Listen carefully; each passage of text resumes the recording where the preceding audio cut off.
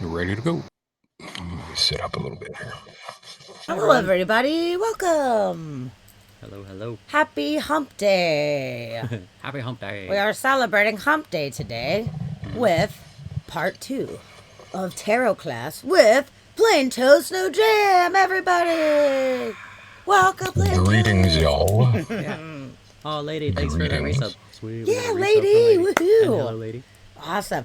Lady was super stoked on Facebook. She's like, I'm so there. I'm She's so there. so pumped on it. This is great.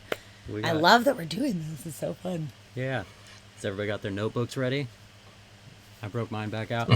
I've got my notebook. Awesome. Yay, Jordan made it. Perfect. Oh, I good messaged timing. her and I was like, hey, just so you know, You're gonna it's miss happening. it. And she's like, I'm driving home. I'll be right there. So that was perfect. Perfect timing. This is so awesome. Well, Plain Toast, thank you so much for being back here with us. We are so happy to have you. Of course. Again, I love it. Yeah. You're a repeat offender It here. is. That's all right. It's great. okay. It's fantastic. We're so happy to have you here. So, this is part 2. Last week, Part two. or last show, rather, we covered the minor arcana and the court cards. And it was in so much fantastic detail. I was so grateful for your detailed descriptions of things. It really helps. It helps a lot for those of us that are not super familiar with the cards and their meanings. And that's the hardest thing for anybody trying to read, is the memorization and trying to understand how these things apply, and if tricks and tools on how to understand it. And you were very, very helpful with kind of breaking that down and giving more insight into how to understand them properly. So Yeah. Well, thank you very much. And we hope to do the same with the major arcana. And then once we're all done that, my first tip would be, okay, now forget everything I told you. like, I was just joking. All the stuff I told you, wrong. All that was lies. Ha ha ha. Tune in next Yep. time to learn the truth. Learn the truth. Oh, this How to is read. This is great. I'm so glad that you want to give us your knowledge. Thank you for being here once again. Well, thank you for asking for it. It's an honor to explain to people, because it really is what the idea is behind it. Like, I don't mind reading for people. In fact, I love reading for people. I get there's a certain energy that comes with it, and a feeling, and I really love reading for people and helping them figure stuff out, and doing those readings. But it's also, the idea is that you can learn how to do it yourself. Now, you may not be comfortable to do it for other people. That's fine, but because it is weird reading for other people. I mean, I love it. I've gotten used to it, but when you first kind of like start out, it's like, and it's a bit of a responsibility too. You can't just, there's ethics and stuff like that come along with reading for people, and some things you want to handle more delicately than others. But it's just a great feeling reading for people, and people should learn how to read for themselves. That's the idea. That's why it's there. It's not some weird kind of system that only the ancient mages can do. It's based on a card game, really. So it's good that people learn how to do their own little readings when they have questions. And of course, any reader needs a reader, kind of thing. So I've got people that read for me, not often, because I don't have a lot of questions. I try to live a simple life. I try not to get too complicated with shit. But oh, sorry, I swore. I'm bad. No, please. I'm swear. We love. I'm in a sweary mood tonight, so a couple might slip. Good, I always am. Oh man, when I was on Roxy may and ask. Chris's stream, I didn't even realize I was doing it. You might have caught it. I think you were on when I was there, and they just looked at me with this look. They went, and I was like, "What?" And they're like, "Dude, you're swearing." And I was like, "I was. Oh shit. Oh crap. Fuck." Like, I didn't even realize I was doing it. I was like, "I am so sorry. I'm just like a freaking sailor. I can't help it. I would be a terrible kindergarten teacher or something. I would be terrible at it." You'd be a So, terrible kindergarten Oh, yeah. teacher. Chid's terrible Walmart greeter. yeah. That's right. We all have our strengths. Kuba Slayer, what's Kuma up, dude? Slayer, hello. Welcome Hello. back, and I'm so glad that you were here. Just in time. Nice to see you again. Yeah, that's Hey, what's going on? that's Cuba Slayer, how you doing? Welcome in, man. so yeah. Don't hold back. No censorship as Yeah. far as language in this channel. Let Well, your freak all right. I flag try. fly. I try, but But yeah, talking about reading for yourself and others, I think that there's benefits to both of those in a very unique, different way. You know, when we're reading for ourselves, we're kind of tapping into the things that we already know and are already present with. And then, you know, coupling that with what the cards are saying, it's kind of easy to look in and be like, oh, I'm pretty sure what that means. But when you have somebody else do it that doesn't know you, doesn't know your situation, doesn't have any prompting cues, it's very interesting to see what somebody who is a good reader that is tapped in can gain from the cards and their intuition at the same time. So that really helps. 'Cause you're like, okay, I'm not putting it through my own filter. This is coming from someone else, whether it be from the source or they're just actually just reading the cards literally. Either way, it's somebody besides yourself saying, hey, how about this one thing? And you're like, shit, okay, maybe I didn't want to look at that, but you're right, you know? So I think benefits to yeah, both absolutely. for sure. That is the idea, is to, because sometimes, your ego might get in the way. Sometimes you're like, nah, no, I don't accept that. And then you go and see somebody else and they read the exact same thing and you go, okay, all right, I get it. Yeah. I get it. Shit, Yep. you're right. Thanks. Yeah, that's true. I You're mean, right. your emotion is Uh-huh. going to alter your read anyway about it. If you're reading for yourself, whatever emotional state you're in is going to affect what it is you're seeing. So having somebody else from a neutral standpoint call things out is super helpful. It is. So I think it's great that that's Absolutely. what you do for folks, just in general in your life, but on Twitch because it's people from all over the world that can pop in and find you and get some kind of insight that might really help influence their life in some kind of helpful manner. Like, what a wonderful thing to be able to give to the Twitch community and the world in general as a perspective. So, good job. Yeah, well, that's the idea. That's why I'm doing this, and I offer. Well, I'm trying to. I just haven't had the time because it's the end of the year and a lot of stuff going on at school. But in the next couple of weeks, I will have classes up on Ko-fi. So I will do like short classes, workshops kind of thing, offer workshops on tarot, or a one time, like you can sign up and do like 12 weeks intensive kind of thing. So That's it's, going to be great. Awesome. yeah. Yeah, it's pretty and intensive. It's pretty intensive. I'm teaching another streamer by the name of Pineapple Hoops, teaching her some tarot and kind of thing. And we did the minor and major, and we did it forward and backwards. Ooh, Now we're really? getting into the next level. Cool. Oh yeah, absolutely. So I taught her all the basic symbology going forward, and then all the basic stuff going in reverse. So what to expect when she comes up with reverse cards. Demystifying the idea that all reverse cards are terrible and horrible, and there's probably some right side up cards that are worse than their reversed counterparts. Yeah, it seems like Yeah. if it's In a my- more negative card, if it was in reversed, it may present that we're overcoming these kind of obstacles or whatever. So a reverse could actually be a more positive thing.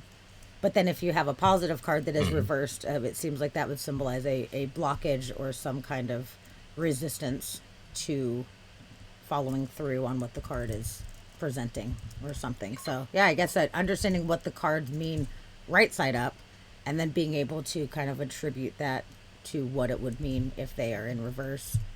There's a lot to it.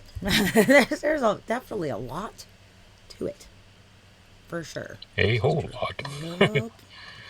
So, where do you want to begin Yes. tonight? What Yeah, are you where thinking? do we start? Well, why don't we dive right in, I guess. Unless anybody's got questions. Any questions in chat before we start? Any That's a good point. inquiries? Any Oh yeah, there's chat here. That's right. I Any forgot about that. burning questions? Oh Yeah, yeah, there any is of you chat. guys that were here for phase one, do you have any questions that have come up since? Have you guys in chat tried reading since the last class? And if so, was it helpful? Did you gain some perspective?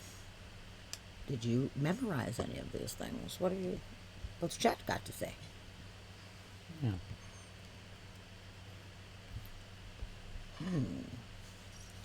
Crickets. Shit. Great. Or you could have a positively negative card. That's pretty funny. Yeah, You're not wrong absolutely. about that. It could.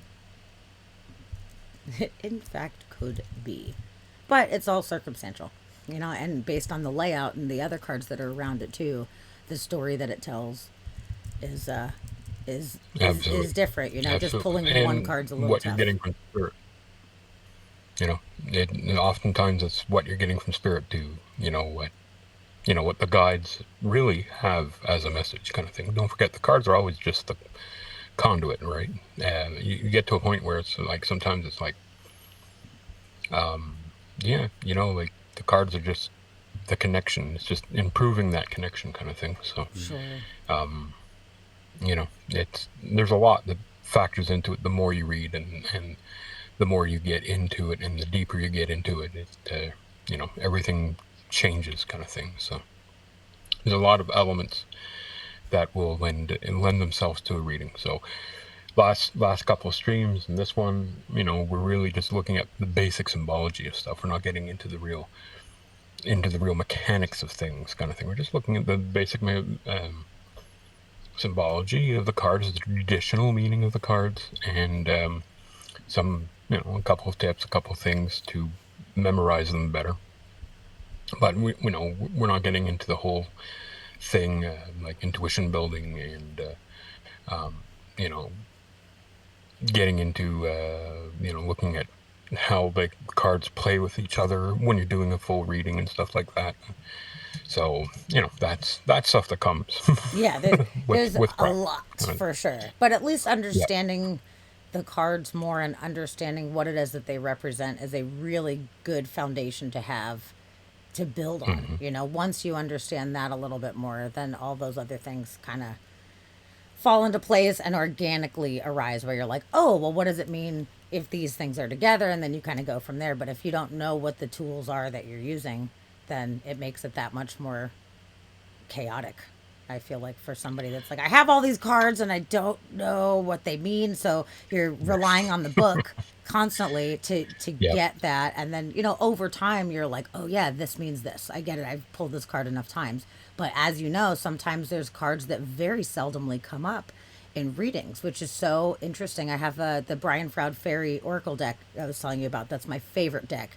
And there's been some cards in that deck that over the years I've pulled so many times. And then there's some that I've never pulled or I've only pulled once or Mm-hmm. twice. And I'm like, what is this card? Like, I've had this deck for like 16 years and I don't even know what this card actually, like, what the real meaning of this card is. So I look it up in the book and I'm like, no shit. Weird. Okay, I guess that Mm-hmm. applies today, and hasn't applied at any other point in time. So it's interesting seeing which ones kind of gravitate towards the person. It's really interesting, I wonder if it's like just Yeah. trying to like smash it into you. And it's like, come on, pay attention You're to this not thing. getting it. Yeah. Sometimes. Yeah. Sometimes, it's like when we see ancestors in our dreams, or we get messages in our dreams. There's certain symbology that will come up over and over again in a dream, but it doesn't necessarily mean the same thing always, True. right? True. So that card that you're seeing over and over again in each reading is not necessarily saying the same thing, even though the basis of the card is this. It's the card that perhaps that one entity, whatever, is trying to get through to you, and they use it because it connects with them, and they'll pull it up, and it's up to you to look at it and look at it differently each time. So you don't go into it with that preconceived, oh, well, this means that. It's like, look at it and say, okay, normally this would mean that. Is that what it means this time? And you look at it and he's like, oh, look at that. There's a little bird up there. Or, oh, look at it. There's a butterfly. You got to look at that card and look at that symbol and go, okay, why is my eye drawn to that this time? Yeah. And Good that's the one advice. that they want. That's where the message is going to lie. Yeah. I Is like within that that. little symbol. That's really That good. makes So sense. Because Yeah. people get so focused on the actual like physical meanings of things that a lot of times people can yeah, not pay as much attention to the small symbology. So that is absolutely. very good advice to remember to pay attention to the entire thing, not just rely on what it is that you've memorized. Yeah. It's definitely Yeah, more of you picking out what is jumping out at that time to tell the story. Yeah. and And I'm very that's guilty what of you that get in. too. I mean, I think being a beginner, like, that's just kind of what you do in the beginning because you're trying to learn the cards, right? Like, you're trying to learn what they mean and Right. what, you're reading along in the book to see what the person who made this deck is trying to get across to you, especially if it's an oracle deck or something like that. But if you're just learning tarot and you don't know what it means, you're reading along and you forget that your intuition is really one of the major players when it comes to reading these cards, so you have to sit It's back and true. remember that. Yeah. And Joey had a Intuition. question in the chat, which I think Mhm. that leads into because she was saying that she kind of reads reversal cards whenever they call to her. But she was asking if it's important to read reversals and that she doesn't really read them unless, but she pays attention to the context of the situation or the question to know if the reversal meaning is what's calling to her. Um, but, That's really but I cool. think that's, Yeah, it's good to remember that I can answer intuition that. aspect.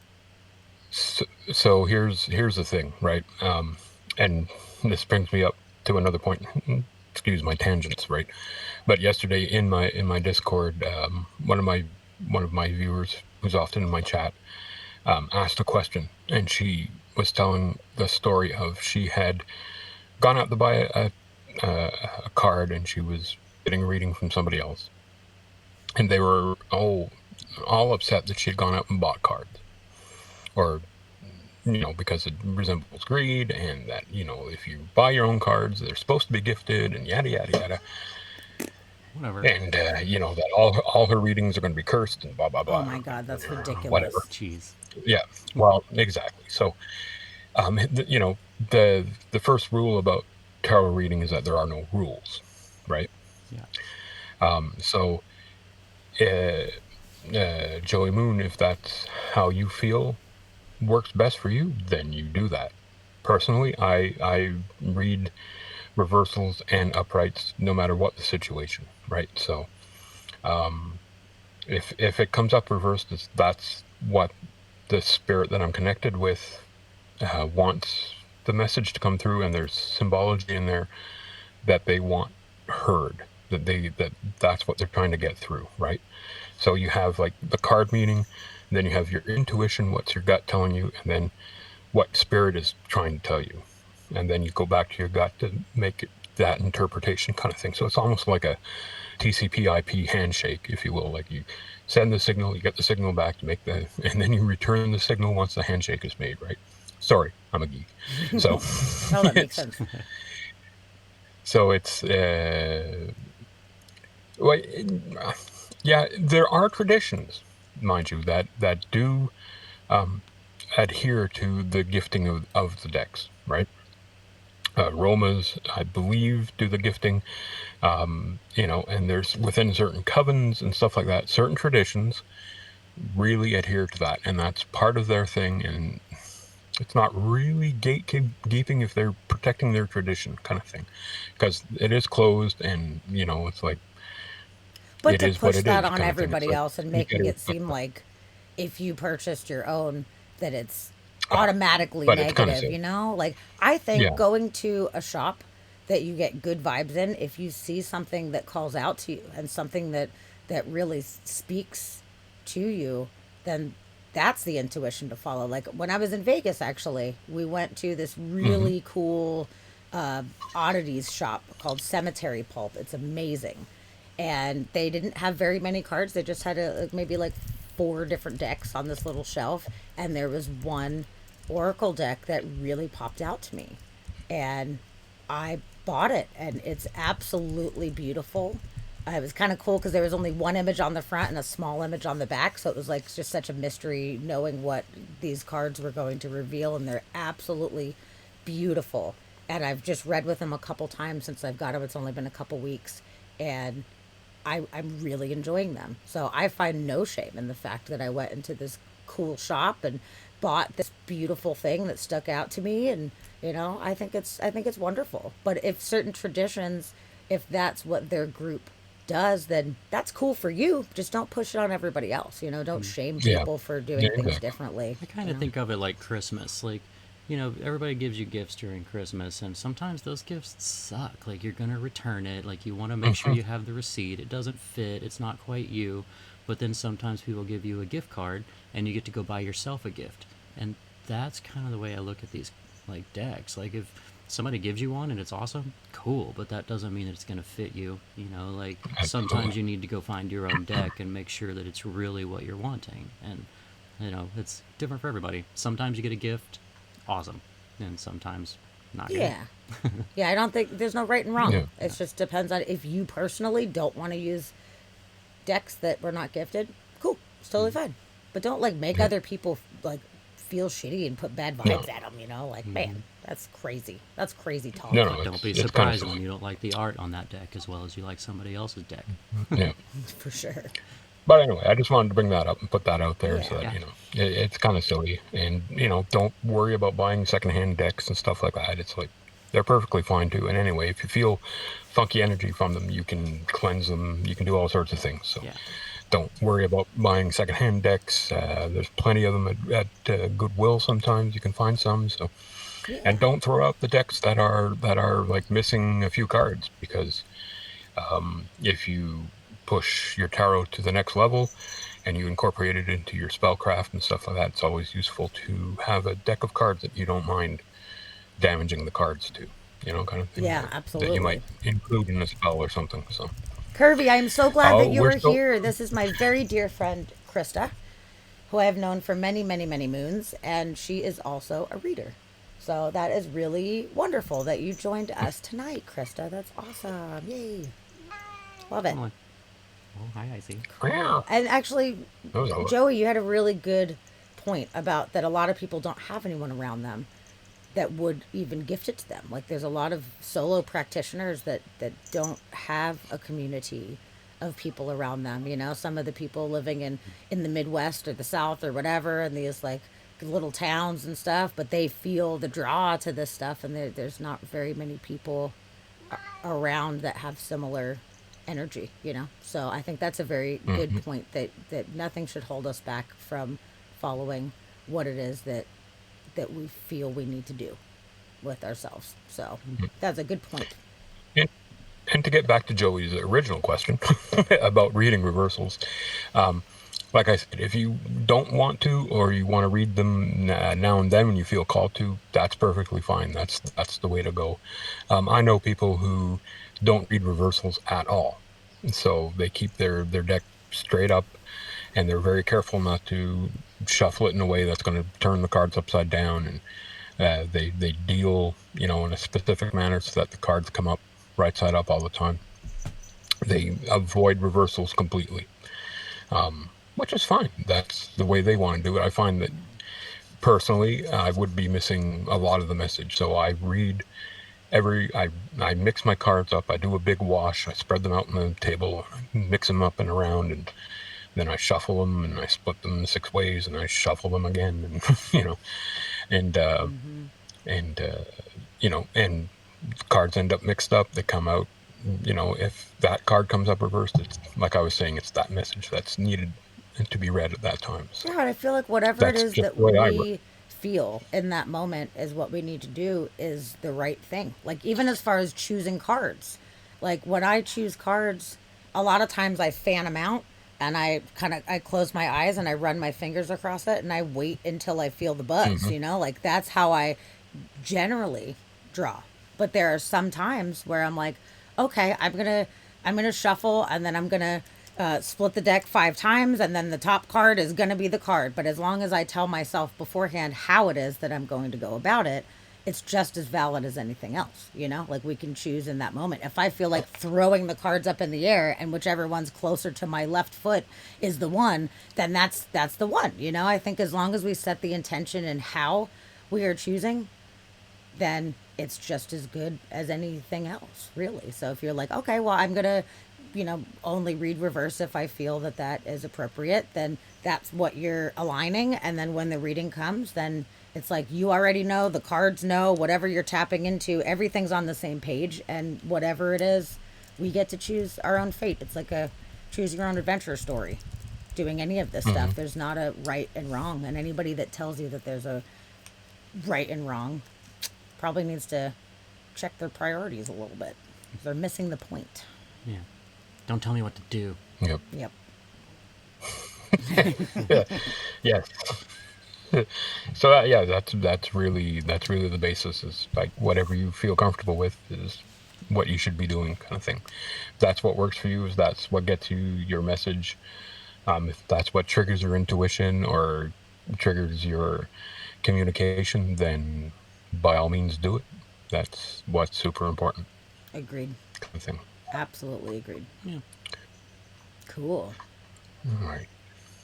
So how did I get way over here? Hang on a second here. Let me adjust my Oh, interesting. camera. Krista says it's funny and a bit synchronous that the major arcana is the topic, as I am working on an art for an Empress themed sticker sheet right now. That's awesome. Yeah. Ooh, you're making Sounds the super art. cool. That I is love very it. cool. That's super cool. Yeah. Well, should we get into this major arcana? Let's I've do got it. I got notes Absolutely. ready. My page is labeled. I'm ready to go. Okay, I'm already following. Okay.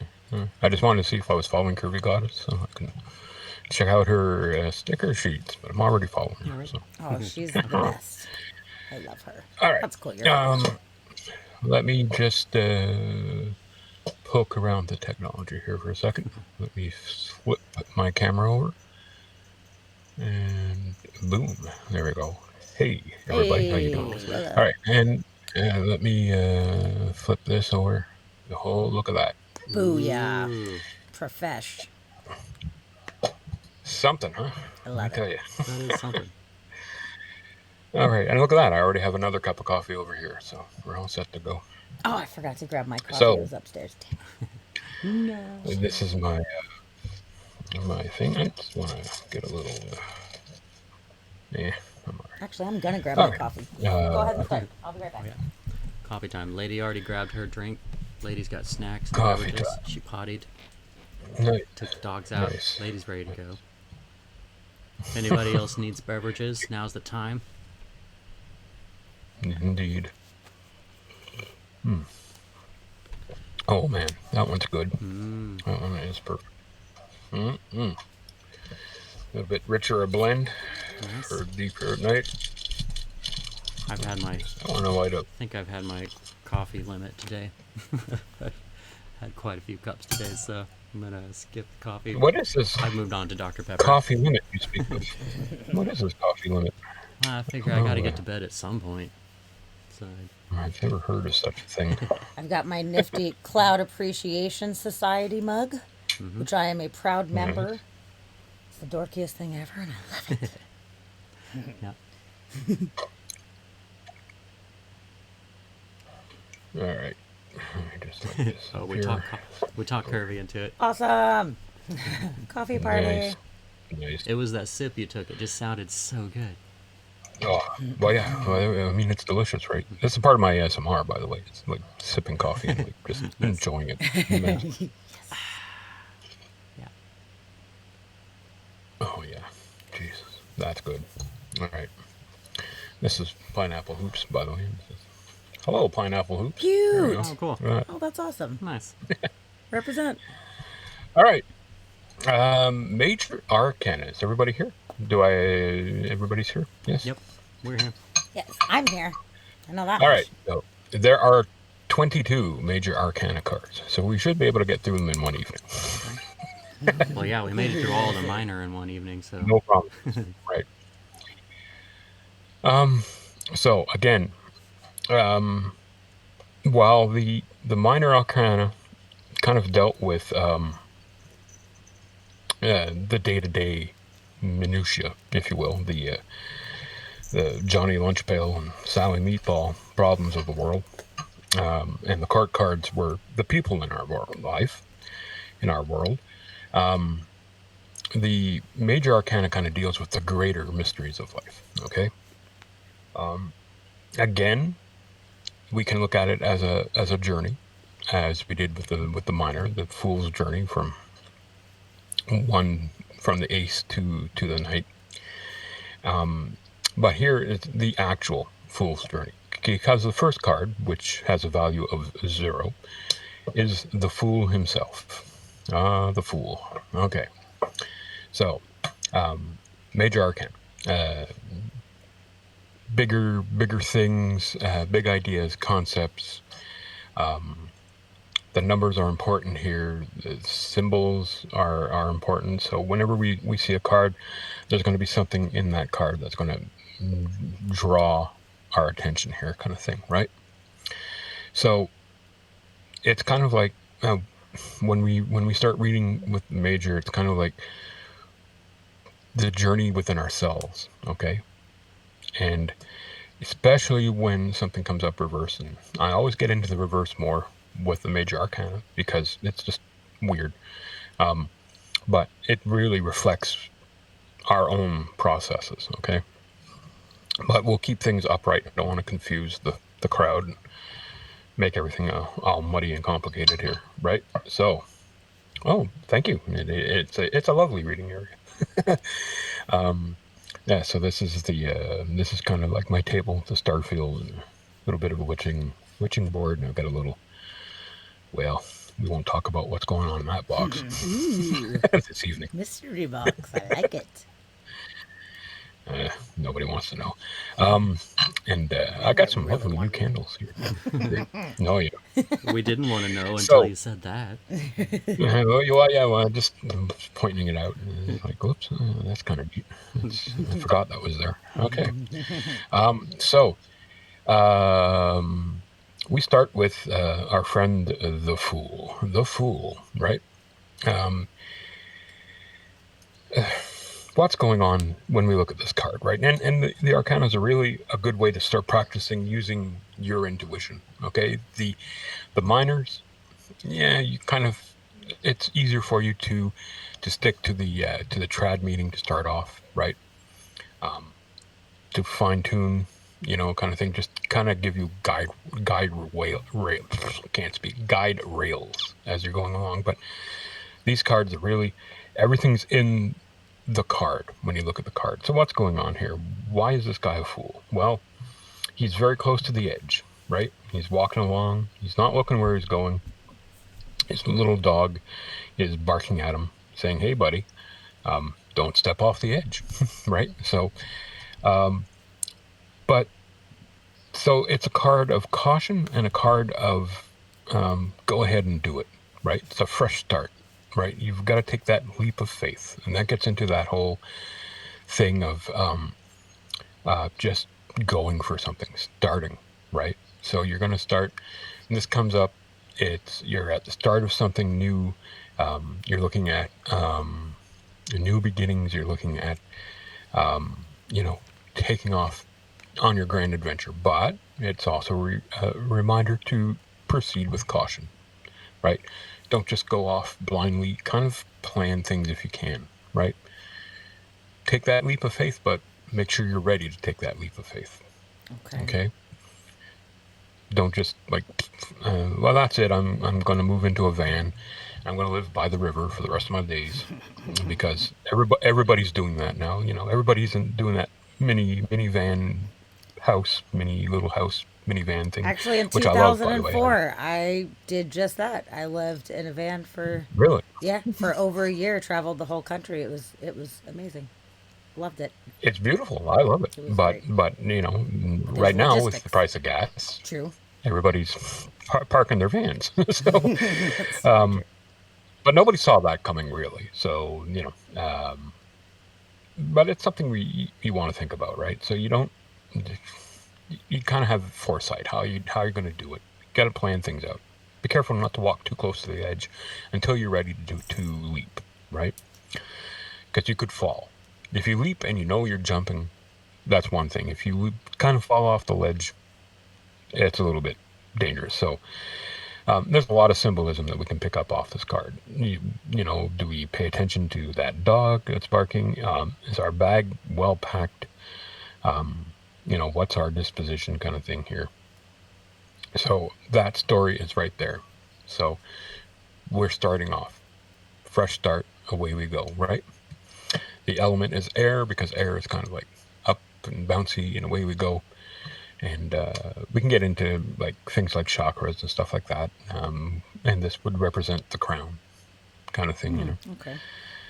So there we go. So that is our Fool. That is the Fool. It'll go pretty quick because, they're pretty straightforward at this point, right? So the Fool starts off, right? And the Fool becomes a magician eventually after his little journey kind of thing, or he counters the magician depending on how you want to tell the tale, right? And everything, again, just by looking at the cards, right? Okay, it's kind of, here's a fresh start, we're starting anew, and all of a sudden we meet the magician, and the magician is about power, right? It's about skill, right? If you look at the card, he's got all 4 elements with him, right? He's got a pentacle, he's got the cup, the chalice, he's got a sword, right? Air represented by the candle, he's got the infinity going on, he's, the strength, and that comes up a lot, balance, right? We see that infinity kind of symbol coming up a lot, on the temperance card, on the justice card, on the 2s, that duality. It's everything's in balance, everything's working for him, right? He's learned a lot, and now he's got everything he needs to perform the magic. Okay. So that's kind of what's going on here. So if this would come up in a reading, it'd be like, well, you've got all the skills you need to do something, right? If you look a little closer, which symbol caught your eye first, what, depending on the deck kind of thing, how is the magician represented, depending on your deck, what is going on. I keep saying a lot tonight, I don't know why, but anyway.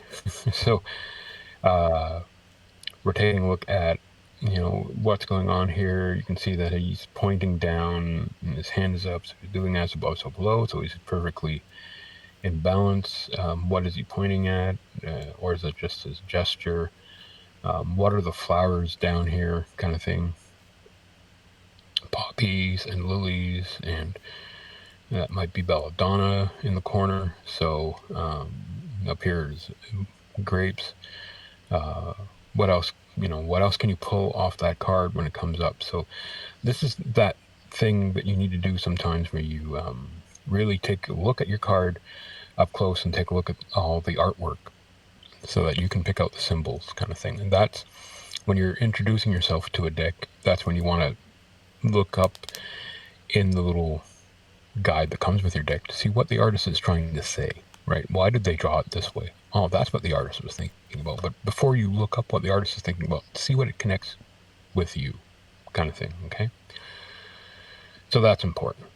So this is the magician. It's power, it's skill, it's resources, it's Mercury, again, it's air and throat, so it's communication kind of thing, right? What else here? So the downside of this card sometimes, okay, is you may have all the tools, but you don't quite know all the tools yet. Okay, so it's kind of like I was just talking about with the deck and looking at the artwork on your cards. Is you have it, you know how to read it, but have you taken the time to really study the cards and see what pictures are on there and what's really going on? So you want to take the time to really take a good look at your cards and see what they're all about, kind of thing, right? So you're starting to learn, you're mastering your thing. You're on to a good start, but there's a lot to learn. Sometimes it's about knowing it all, and sometimes you still have a bit to learn. That's where your intuition comes into play, Interesting. Okay. kind of thing. Okay, so that's when you would see what's on either side of the thing. So there's always kind of like two meanings, kind of thing, right? Okay. I sold my house and asked the new owner, can I park in his driveway? Nice. And hello, Dutch Oven Witch. How are you? Okay. So that's the magician. Any questions so far? If you've got questions, just throw them up in the chat. And I've got chat in front of me here. I'm keeping an eye on things. And if I miss it, our hosts will let us know for sure. Yes. So, all right. So what's next? Okay, now we start getting into a more interesting card, like a little more esoteric, right?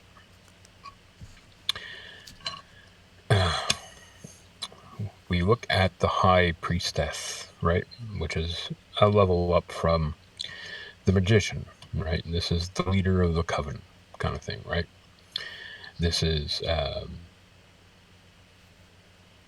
she. Some people have referred to her as the gatekeeper, right?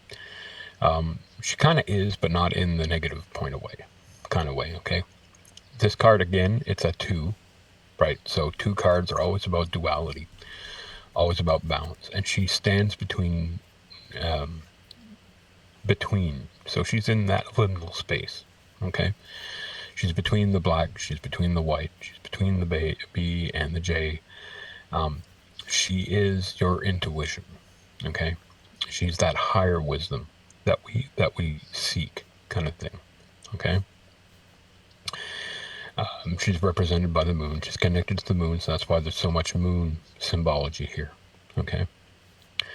And of course, being connected to the moon means that she's dealing with the element of water, right? And because she's the High Priestess and dealing with intuition and stuff, she's also going to be connected to your third eye chakra. Okay. So there's a lot of going on here. What's going on? 1 2 1 2 1 2. Am I okay? Yeah. Can you hear me? Yeah, you just Go cut on. out for a second. Okay. It was funny. It sounded like you censored yourself. There's a lot of going on. So I was like, did Yeah, you just no, censor yourself? I don't know what's going on. Yeah. That's funny. No, you're good. Just cut out for a little bit. It's weird. Okay, so it's a great card, and it. So when this comes up, it's like, are you listening to your gut? Are you, you're stuck in a question. You're stuck between 2 things. Are you listening to your gut? You're on the preface again of, because there's also cycles through here. So here you're on the preface of learning, right, kind of thing. You're on the edge. You're starting on new adventure, and then this is kind of like, this could be already the culmination of you've become your master. So here now, you're between 2 things. You're listening to your intuition, and card 3 will be the result of that. Okay, so there's like there's so many little, and then I'm getting into the deeper mechanics of things, but there's so many little connections between cards. There's mini cycles and there's larger cycles. So you might follow like the 2 4 6 8s. There's the cycles of 3s, which is 3 6 9 12 kind of thing, and so on, higher and higher up. So you'll see all the 3 cards have got something very much in common, and we'll see that. Like we'll note that. We'll note the 2s and the 3s kind of thing as we go on as examples, kind of thing. Okay. This is where it becomes a lot like chess, right? Takes no time to learn, but there's a lot to master. And in fact, the major arcana, because the minors, to break it down easy, we broke it down into the 4 elements, right? And the emotions that go with each element, and the number kind of thing kind of matches all the way through, kind of thing. But here, it's like each card has got like a lot to it, and it's got many connections.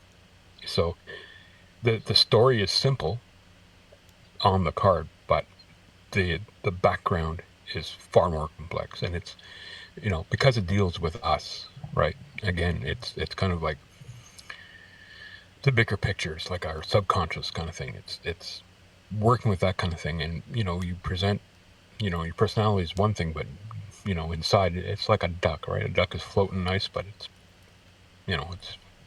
its feet are paddling like mad, but it looks crystal smooth on the top. Well, that's what's going on with these cards, right? Interesting analogy. I like that. Yeah, that's a great analogy. So we've got the high priestess, and she's reminding us to think of our interconnections, and you can look at her as a mother figure. I mean, there's no on this card, especially since it's Italian artwork and stuff like that. If you think that she looks a lot like the Virgin Mary, you're not wrong. That's kind of on purpose, with the blue and the because she's a high priestess. She's kind of like the mother figure. She's like, so there's a lot of that energy going on here. Okay. In my zombie deck, she definitely doesn't look like the Mother Teresa. Probably not. No. I don't know if you can see it. So this is She's like a witch doctor. betwixt between night and day. So she's really in that liminal space. She is midnight. She is dawn. She is dusk. Is it light? Is it night? Is it day? You don't know unless you have a clock with you, or the sun's in the right area. But if you don't know what direction you're looking at, is what I'm saying. You don't know if it's night or day, right? You don't know if it's dawn or dusk. So this is where she sits, kind of thing. And so, yes, are you ready for the next level? Can you go deeper? Right. So listen to your intuition. Go deeper. Your inner knowledge is the best guide of all, kind of thing. Listen to your gut, right? So when this comes up in a reading, it's like, you want to listen to your gut, kind of thing. You're looking at a decision. It's a gateway. It's all those things, kind of thing. All right. Okay. It's balance, deeper understanding, mystery gateways. She's Persephone. She is life and death.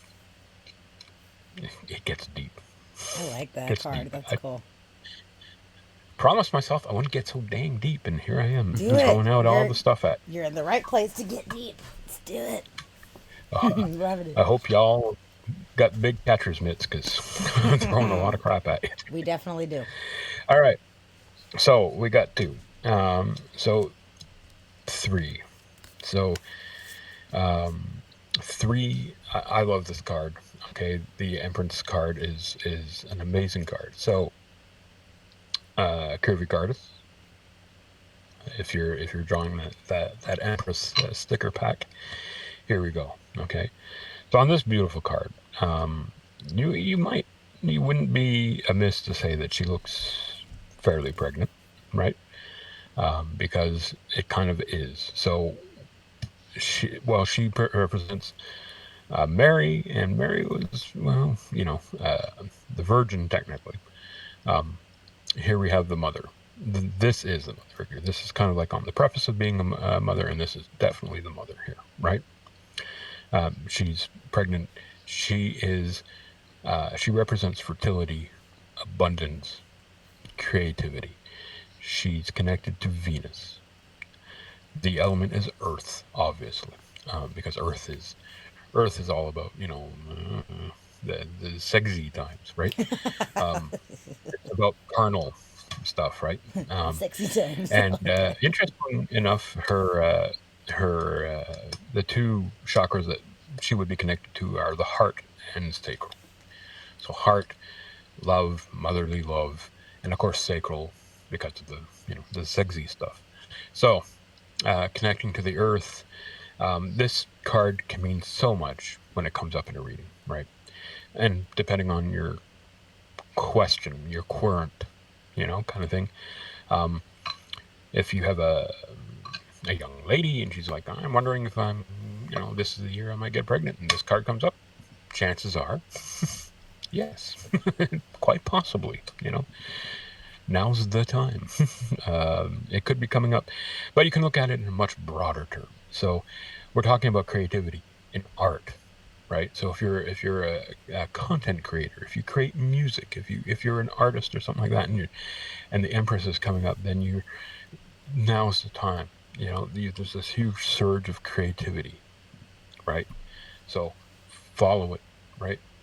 Um, this is creatrix, right? This is mother, nurturer of life, art. Um, you're stepping into your power. It's so much stuff going on here. Okay, so it's a beautiful card. It really, really is a beautiful card. And it's yeah, that's really so. You might look at it and wonder. There's a heart and the feminine, the feminine symbol. So it's really that card kind of thing. She's sitting on red velvet there, so that might that represents the women's mysteries.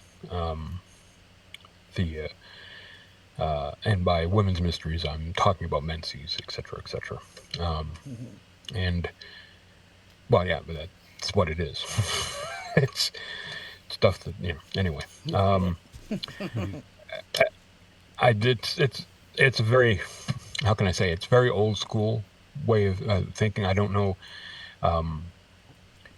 Not enough stuff has come out on how to interpret that in the modern paradigms, kind of thing. And I'm researching it. I'm trying. I'm learning. I'm looking it up. So Cool. eventually, I'll be able to do an update on this and let you know what I've discovered, kind of thing. Cool. But for the meaning now, like this card, especially since this is really based in RWS, it's very masculine, feminine kind of thing, right? So there's no yeah. So my apologies for that, but It's okay. That's working. really interesting. I never really thought about that, but yeah, there's definite masculine, feminine sides to these decks, and especially being such an old system. I mean, that's where it's coming from. So having something updated for today, I'm sure there's going to be decks that start coming out. If they haven't already, that are Oh more yeah. updated, and I wonder how that changes the readings, or if it changes the readings. But that's an uh, interesting idea. I never really thought about. I do have one. It's modern witch, which is very feminine, very it's gender fluid too, and it's but I decided to go with this one just because it's closer to the traditional meanings, kind of thing. So, Cool. That and makes sense. I really like it. I love the look of this deck, kind of thing. It just really looks nice. Hope it's not too shiny. But anyway, that's something that we have to try and pay attention to a certain extent. But that's why there's red here. And, I'm just explaining the basic symbology of stuff here, That's right? interesting. Gotcha. Yeah. And so she's wearing the crown of stars. So she's the dreamer. She's dreams the big ideas, puts it down. So that is our empress, And right? what were you saying about the number three? So threes are like kind of ends of cycles. Is that what that was? Nope, Or threes are one of those numbers that are important in witchcraft, especially Wiccan stuff. So and here, like you can see the mini cycles, right? So the the fool, the young fool becomes the magician, right? The young maiden at the gateway of life becomes the mother, kind of thing. You see, okay. and then we'll end up with the old man, you know, kind of thing. It just goes that way, kind of thing. So you have like those first cards that can represent stages of life. Okay. Yeah, man, I'm getting way too deep already. But That's okay. I was just trying to. I so know you said like with the number two is like dualities, and then you had mentioned yes, number yeah, three was duality. kind of had a basic something with the threes, the three, Yeah. 6, and So 9. three you're going to see is all about creation all the way down Okay. through the system. Okay. Okay. Okay. So that's what's important, because three is that um, well, like the trefoil. It's Father, Son, Holy Ghost. It's Maiden, Mother, Crone. It's boy, Father, Sage. It's there's three everywhere, kind of thing. So Yeah. three and six is two threes, and nine is three threes, kind of thing. So you'll see that theme as we go down through the cards, kind of thing, come up over and over again. Okay. Right. So you'll see as we go down. So that's our Empress card. Any questions about the Empress card? Are we good? I don't think so. Nope. Don't think so. Testing. Okay. All right. So now, the four, the Emperor. Okay. Let me just excuse me. The burp. My mouse has disappeared on me. There we go. Just want to follow my notes to make sure I don't end up in the left field here, kind of thing. And, you know, I'm old. I gotta follow notes sometimes. Ain't no shame. One day I'll learn to make notes and follow them. You're making notes right now. I am making notes. Following them is the... Oh, notes is good. Notes are great. I love notes. All right, so 4.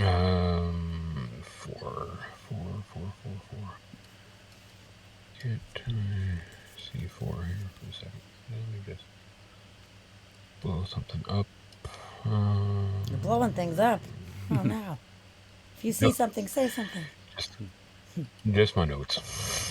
Kaboom! All right. Is that where all the smoke's coming from? Here we go. The smoke is that incense, and I've got a couple candles lit up in the back here, kind of thing. Nice. All right. So the Emperor 4. The Emperor is stability. So like all the, this will reflect. If you remember the court cards, we had the 4, like the kings kind of thing. Mm-hmm. King of swords and King of wands and King of, they're very much in charge, very much master of their domain, to quote Seinfeld. So what is going on with them? It's the 4 is foundations. It's stability. So it's talking about being. This could represent a mentor. It could be you being the teacher. Parental guidance. Stability to a square, because 4, right? The square is 4 equal sides, right? The foundations are built with 4 sides, right? So anytime you see the 4, and we saw that, I'm thinking of like the 4 of wands. When the 4 of wands comes up in a reading, it's stability, it's square kind of thing, right? 4 of swords is stopping to rest and, nurturing, taking care of yourself. So here again, we've got the 4. The 4 is foundations. It's solid. It's dependability, right? If it represents somebody who follows rules and guidelines, right? 4 points coming together. It's really good, solid stuff. He's in charge. He can help. He will teach. It can mean a certain level of success, stability. It's like when you're looking for, okay, like what does this mean? What will this new job give me? This comes up. No, the new job is going to be very stable. It will bring you the stability that you're lacking in your present job, or, yes, what does this relationship mean? Oh, well, this relationship, this comes up, it's going to be a very stable relationship. It's going to be good for everybody. There's success here. Okay. So it all depends. And, the majority of readings will be job, love, so that's the kind of stuff that comes up. And when that question comes up, it's like, okay, what does this card mean in that context? Okay, so that's key to learn. So this is our Emperor, the old man with the great white beard. And I have a great white beard, even though I'm not an old man yet, but I'm getting there. It is great. Just more mature. I could see myself as the Emperor, kind of thing, if you will. If I may be so bold as to call myself the Emperor. You may. So there you go. So there's your Emperor, stable, solid. There's always a rammed head here, kind of thing. So it's calling in the power of Baphomet kind of thing. So, which is that kind of a duality, because Baphomet is both male, female, as above, so below. There's a lot that's represented by Baphomet, and Baphomet is that creature that was devised by Levi, the head of the Freemasons, one of the founders. Oh man, am I getting deep? But anyway, because 4, don't forget, is balance, right? So 2 is balance, so 4 is going to be double balance, which is why it's solid foundation, because it's double balance, right? It's like what you're doing on the left, it's algebra, right? You know, your basic algebra, what you do on the left, you have to do on the right, right? Stereo amplifiers are built that way. If you take apart a stereo amplifier and you look at the circuit boards, what's on the left is going to be exactly the same on the right, kind of thing, right? So it's that kind of like dual, double, right? In Canada, we go to Tim Hortons and we order a double, right? Which is 2 sugars, 2 creams, which is just a terrible thing to do to your coffee. Good I God. think it sounds good. But it's a thing. It's a Canadian thing, right? It's like, oh yeah, going down to Tim's, eh? Get a double, a crawler. I bet Chid's laughing right now. He knows. Chid might be drinking. Get an apple fritter. But And apparently Bieber's balls. That's what a I double heard means. Chid was telling us about Bieber's balls at the Tim Hortons. Some like Bieber donuts or Oh, yeah. something. I don't know. It was funny. Oh yeah, yes, yeah. Bieber came out with some donuts. Yeah, he's got The balls. He's got Bieber bits. Can I have a box of Bieber bits, please? Beaver bits and a double. Sounds good. And So funny. yeah, and yeah. So he sells like the little holes in the donuts. We call them Tim bits, but he's got a whole bunch of Bieber bits now, and they're like cake pops almost. The flavors that he's selling, Sounds good. that he's Excellent. peddling. All right. And he came out with a iced coffee especially for the summer. Oh. I forget what it's called, but I saw a commercial during one of the hockey games. That's awesome. That's Canadian for you. Watching hockey, Justin Bieber slinging the Tim Hortons at you. Boy. Episode of Letter Kenny. All I needed was Right. anyway. So what is the So element there you of the go. emperor? We didn't talk about that one. What's that now? The emperor's What's element. it? Oh, the Emperor's element. Yeah. It's going to be Earth, I believe. Like I said, I can't find my note, but I will go out on a limb and say that it's going to be Earth. Okay. Because he's so solid. Yeah, that's what I was thinking too. That would have been my guess Yeah. as well. Solid, and I'm going to say Root. Root is going to be his chakra. Kirby says that Fire. it's Well, fire, and he's associated with Kirby. Aries. Oh, It could Which, very well be with fire. the ram, that makes sense. interesting. That would make a lot of sense. Okay. Actually. Yeah. All right, Christopher. But I might say Earth. I don't know. I can't find my notes. So, but I don't know. There's something. It might be both, but yeah, he could be fire. So, forgive me. I'm drawing a blank on the old guy. But anyway, you were talking about cards that never come up for me, and that's one of them, right? So sometimes it's like a little memory lapse there, Yeah, kind that's of all thing. right. There's a lot to remember. So Yeah. Yeah. So it does happen. But I would say that, yeah. I trust Chris on that one. She said, She's probably "Ooh," quite she right. said, "I might be wrong about the Quite element, right. but And I'm certain he's definitely associated with Aries." Aries. Okay. Yeah. I would. I'll go with you with that because of the ram. Definitely, it's Aries. I would say that for sure. That's going to bug me. Oh, I'll it's look it up. fire. I just looked it up. It's fire. It is fire. It is fire. It is. Okay. Cool. Okay. Good job, Chris. Thank you, win. Kirby. You are quite correct. Hey, we all make mistakes. Oh yes. Totally. No It's been one's expected to know one it. of those dang days. Let me tell you. All right, so let's move on to the Hierophant, right? Hierophant represents specifically kind of its religion, its group identity. He represents traditions. Okay, so No, Kirby. Thank you very much for injecting. I was completely out in left field there. I don't know why I've got Earth on the brain. Why I was thinking Earth, maybe because of the Empress. But you are quite right. It is fire. Yeah, and that was very helpful to I, offer. Please help us from yes, the other yeah. side for sure. Hey, We're all on a team. if I screw up, don't be afraid. I'm not.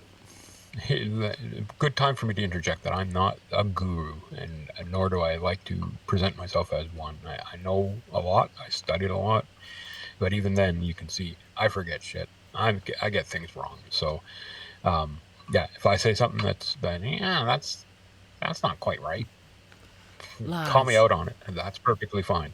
That's exactly what I need sometimes. Like, oh, yeah, you're quite right there. So yes, don't worry, Kirby, please. It's all good.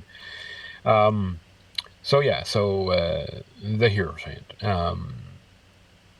He's it's about movement as well. Cycles.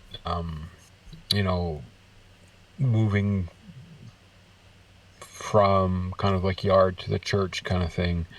Um, he's a teacher kind of thing. So this might come up and ask, what are you giving back? Or, if this is the mentor for you, then this is when you become the teacher, and what are you giving back, kind of thing. So that's something to think about. Okay. Um, this is the first card that comes up, the 5, where other humans. So we're running into a little cycle now where we're going to see 3s on the card for a little bit. Okay. So there's like the next 3 cards have got 3 things featured on the card.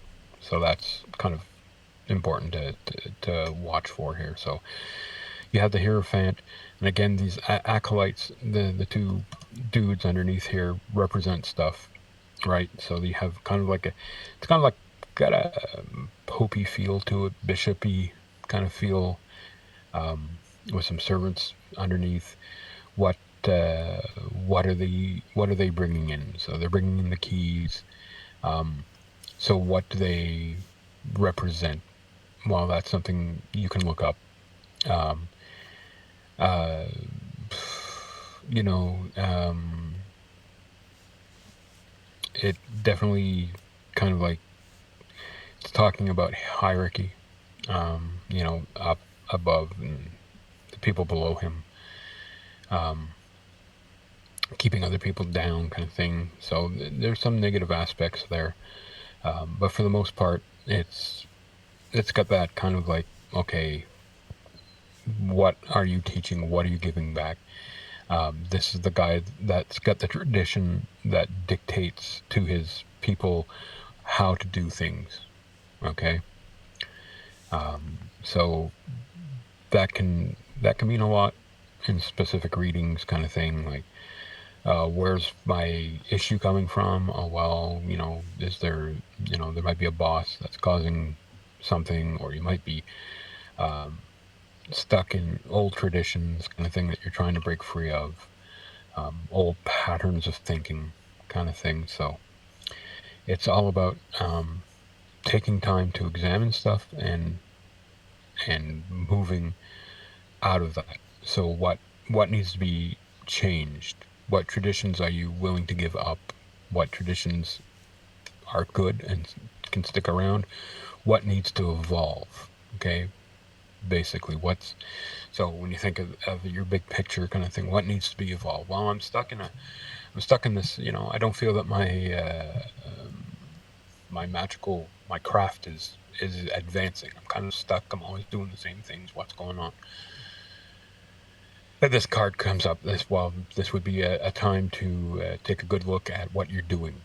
Okay, what traditions serve you well, and what traditions have become so ingrained that you're not shaking things up anymore, right? Okay. That you're just doing the motions, right? Because your craft, your thing, whatever you're doing, be it artwork, music, and stuff like that, it can become automatic. And when you're doing something that's creative, you try not to let it become too automatic ever. because that's what kills creativity, right? That's what stifles things. You can't let things become automatic, and you can. That's when you hear people talk about dialing it in, right? When this card comes up, you ask yourself, are you dialing stuff in, Okay. right? What is so what traditions do you want to embrace? Do you want to continue, and which do you want to shake up, right? Um, it's you want to educate, you want to learn, you know, and at what point will these two guys become the guy in the center kind of thing? So you want these two guys to take over at some point, right? Not keeping people down kind of thing. So this is the stuff you want to think about when this fellow comes up, the Hierophant. Good? That's Any a questions? great description. I Yeah, like that's that a great. lot. And did you see what Dutch Oven Witch said? They said, I created a Yes. Christmas deck a while back and chose the old St. Nicholas for the Hierophant. The Santa that used to leave oranges and fruit in kids' goodies, an old tradition of Christmas. That is awesome. I find that That's right. Yeah, that's amazing. super What cool. a very Spot cool on. representation. I like that. Yeah. And that's a good tradition that you want to keep, kind of thing. So that's really what it boils down to, is what traditions are good, what traditions do you want to keep, what do you want to get rid of. So this is one of those cards where you kind of stop and examine what's going on in your head kind of thing. Why are you stuck? Where's the energy stuck kind of thing. I like that. All Okay. right, Good one. we're good. All right. Whoa, do I got to get out the crystal modesty here? What's going on? We've got a little nudity here. Whoa, Whoa, whoa. there you Nah, I'm sure it's fine. go. It, Do it like this. it's There you go. But we do like All the right, crystal of so modesty. the crystal commodity is funny, but we'll just heck, Let's just roll with it's it. not my stream. Hmm. Let's let the nudity roll. Do you think anybody will Let it all hang out. notice? It's so small on the screen. I'm joking. All right, so here we go with the six, the lovers, love, union, bonds, right? So, wow. So what is going on in this card? Because there's so many different descriptions that happen. Sometimes, oftentimes the lovers are looking at each other, and this angel in the background is saying, "Okay, choose. What do which way do you want to? What do you want to go?" Kind of thing, right? So it's about choice. It's about if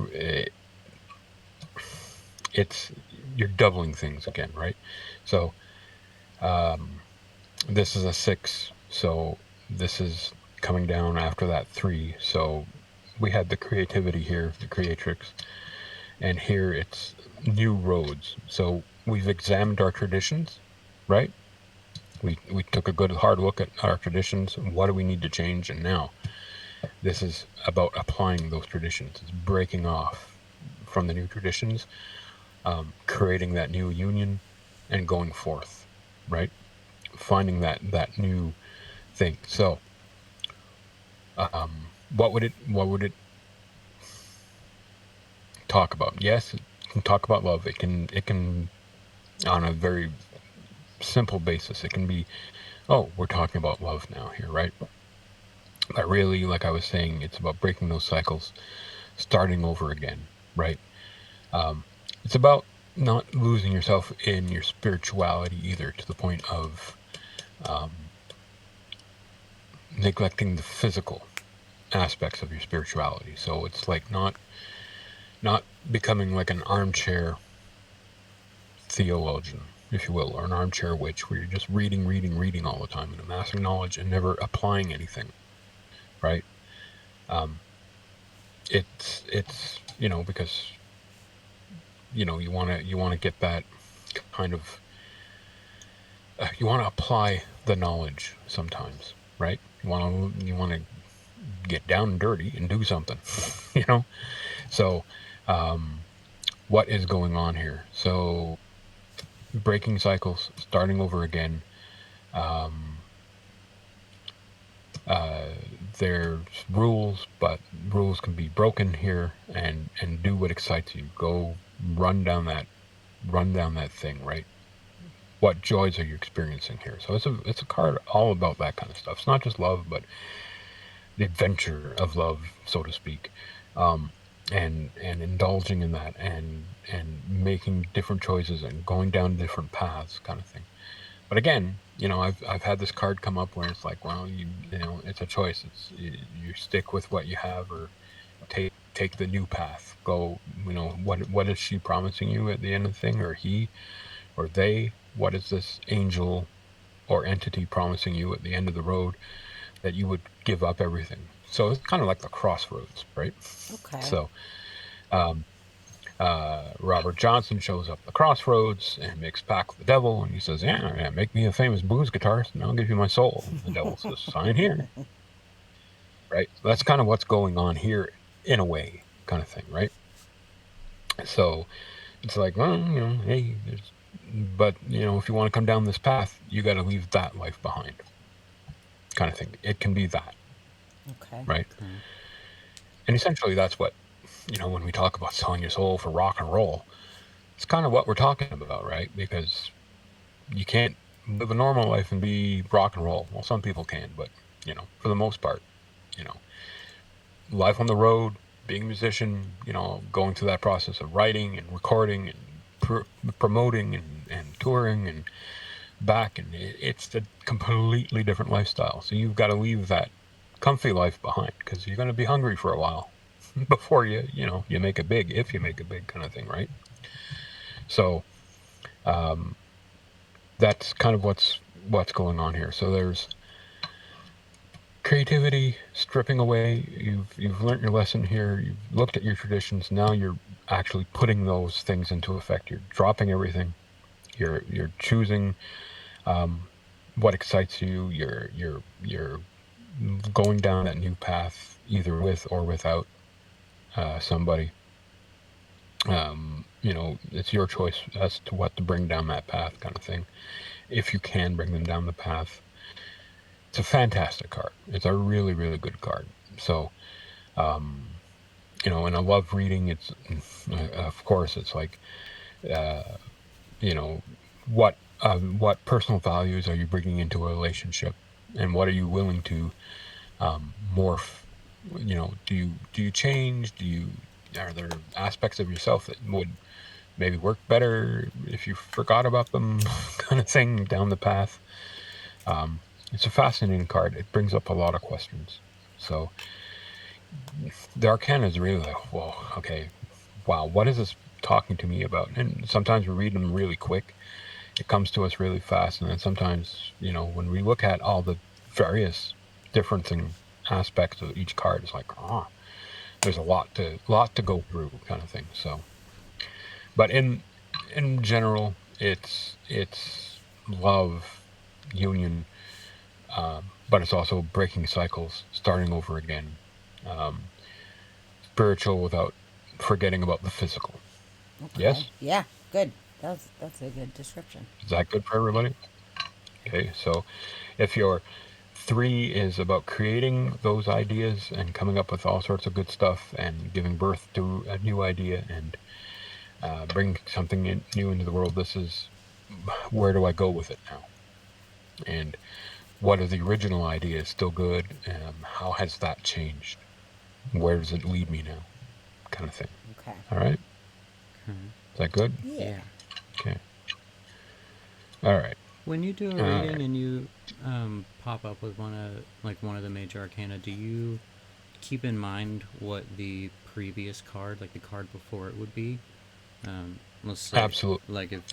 like if you draw the Chariot talking about somebody, do you think about the lovers coming before it and that choice has been made, and then leading into? Yeah. Okay. So because sometimes, like, and that's getting into like reading. So if you have like 3 cards, kind of thing, and a lot of people use that basic 3 card reading, right? Which is an adaptation of the 4, and it's kind of like the center. If you remember the OG reading that everybody did like maybe 10, 15, 20 years ago was Celtic Cross. And that the original three in the center of the Celtic Cross is what everybody's doing now. Is like boom, boom, boom, Gotcha. right? And they always read it past, present, future. They read it like that, or your current issue, what led to it, what can come of it, kind of thing. That comes up a lot. That's one way of working with it. That's how I kind of work with things often when I'm doing quick readings on a stream, kind of thing. So that's so obviously, and sometimes you can look at the cards like that, bang, bang, bang, or sometimes the story is like, oh, it'll come to you, and it's like, oh, wait a second, it's actually going this way, or okay, altogether, this is what they're saying, and that's really what you want to get to. It's not just like individually, this says that, and this says that, and this says that, but okay, individually they might say that, but what are they saying? So it's like 3 cards, a whole book, each, or better yet, because I was going to use chapters and books as the analogy here, but let's use a play, because a play is usually 3 acts, right?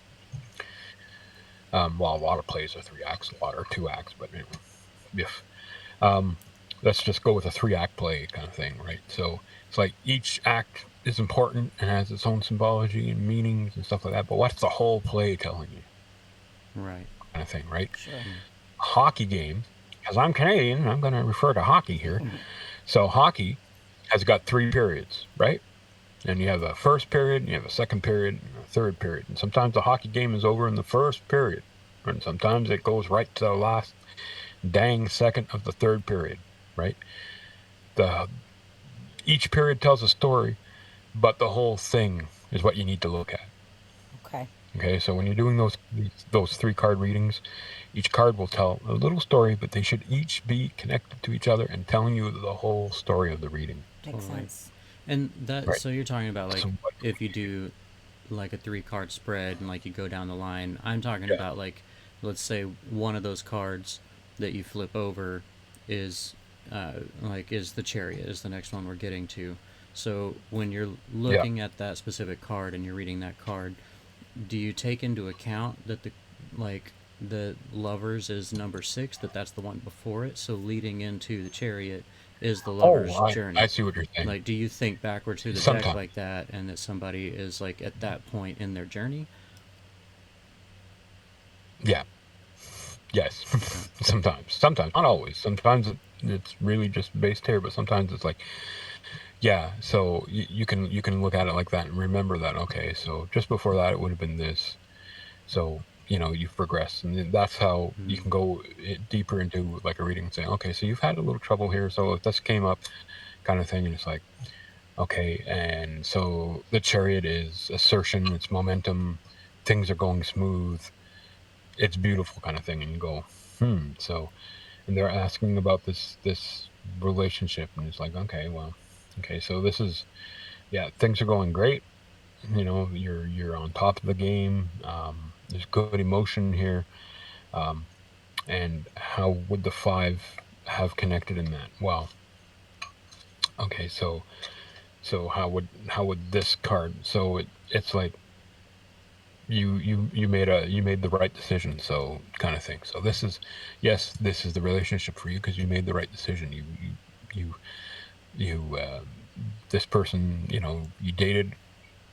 Hang on a second, my monitor just futzed out on me. I don't know why.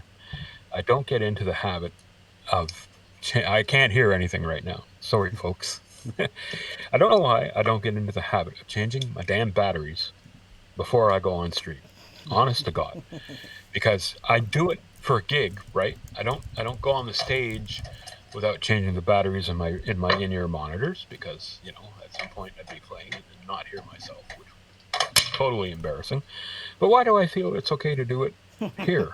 Like, I'm talking away and then all of a sudden my monitors futz out on me just like they did, and I've got to take a couple seconds to load up the batteries back into my monitors, and there we go. Everything's fine. Awesome. At least you have new batteries. We're back in business. That'd be nice. I run.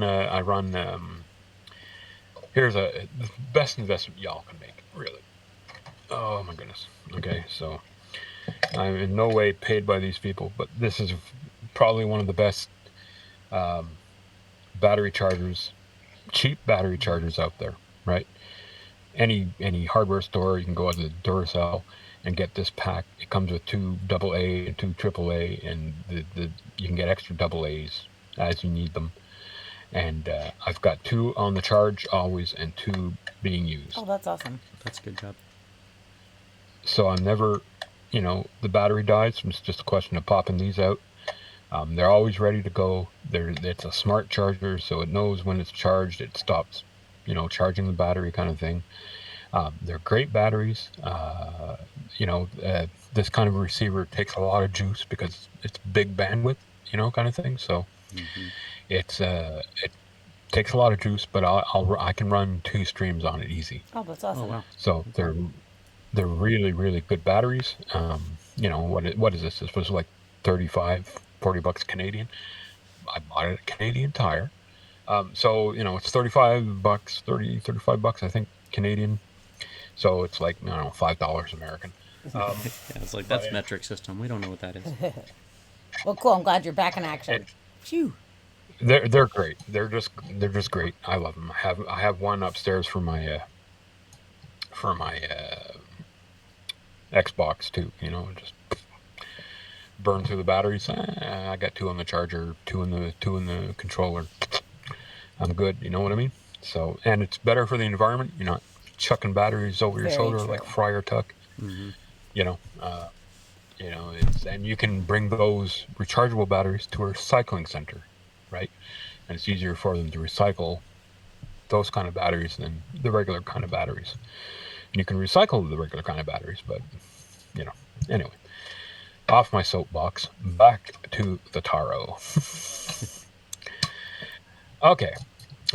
So yes, to answer your question, yes, sometimes I will look at a card and say, okay, so this is where they're at in the journey. They've met, they made a wise decision. This is really great. Things are going good. Made a wise decision, and what's next is, okay. So this momentum that you're in, this great feeling, is just going to give you more. It's going to get stronger and give you more strength as you go on, kind of thing. So you can think of it that way. I'll do that a lot when I'm doing 1 card readings. Gotcha. Okay. When I've just got the 1 card, that's when I will really like, okay, what came before, what's going to come after, what does this tie into? So we're looking at 7s. So 7.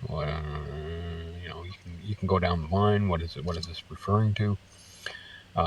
So that I'll do that a lot when I'm working with 1 card readings. But usually when I do like a spread, 3 or 4 card, I'm really looking at the story here. Gotcha. Kind of thing. Okay. Sometimes, yeah, if you're looking, well, that makes no sense. Why is that there? Oh, yeah, okay. And again, you can do it that way, but your intuition should be filling in those gaps too. So Gotcha. that's when I would rely a lot more on my intuition. How am I looking? Am I leaning too forward? Can you still see me? Yeah. Yeah, No, you're you're good. I talk a lot with my hands, in case you haven't noticed. I like it. It's Yeah, good. it's good. Keeps the action going. All right, so here we go. So back to what we're doing. And so the last of the first of the thing with like three people on the card here, okay, or three images on the card.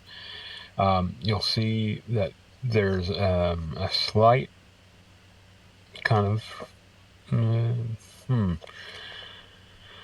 So we have the black and the white here kind of thing. We've got the stars in the background. So we've got moon symbology here.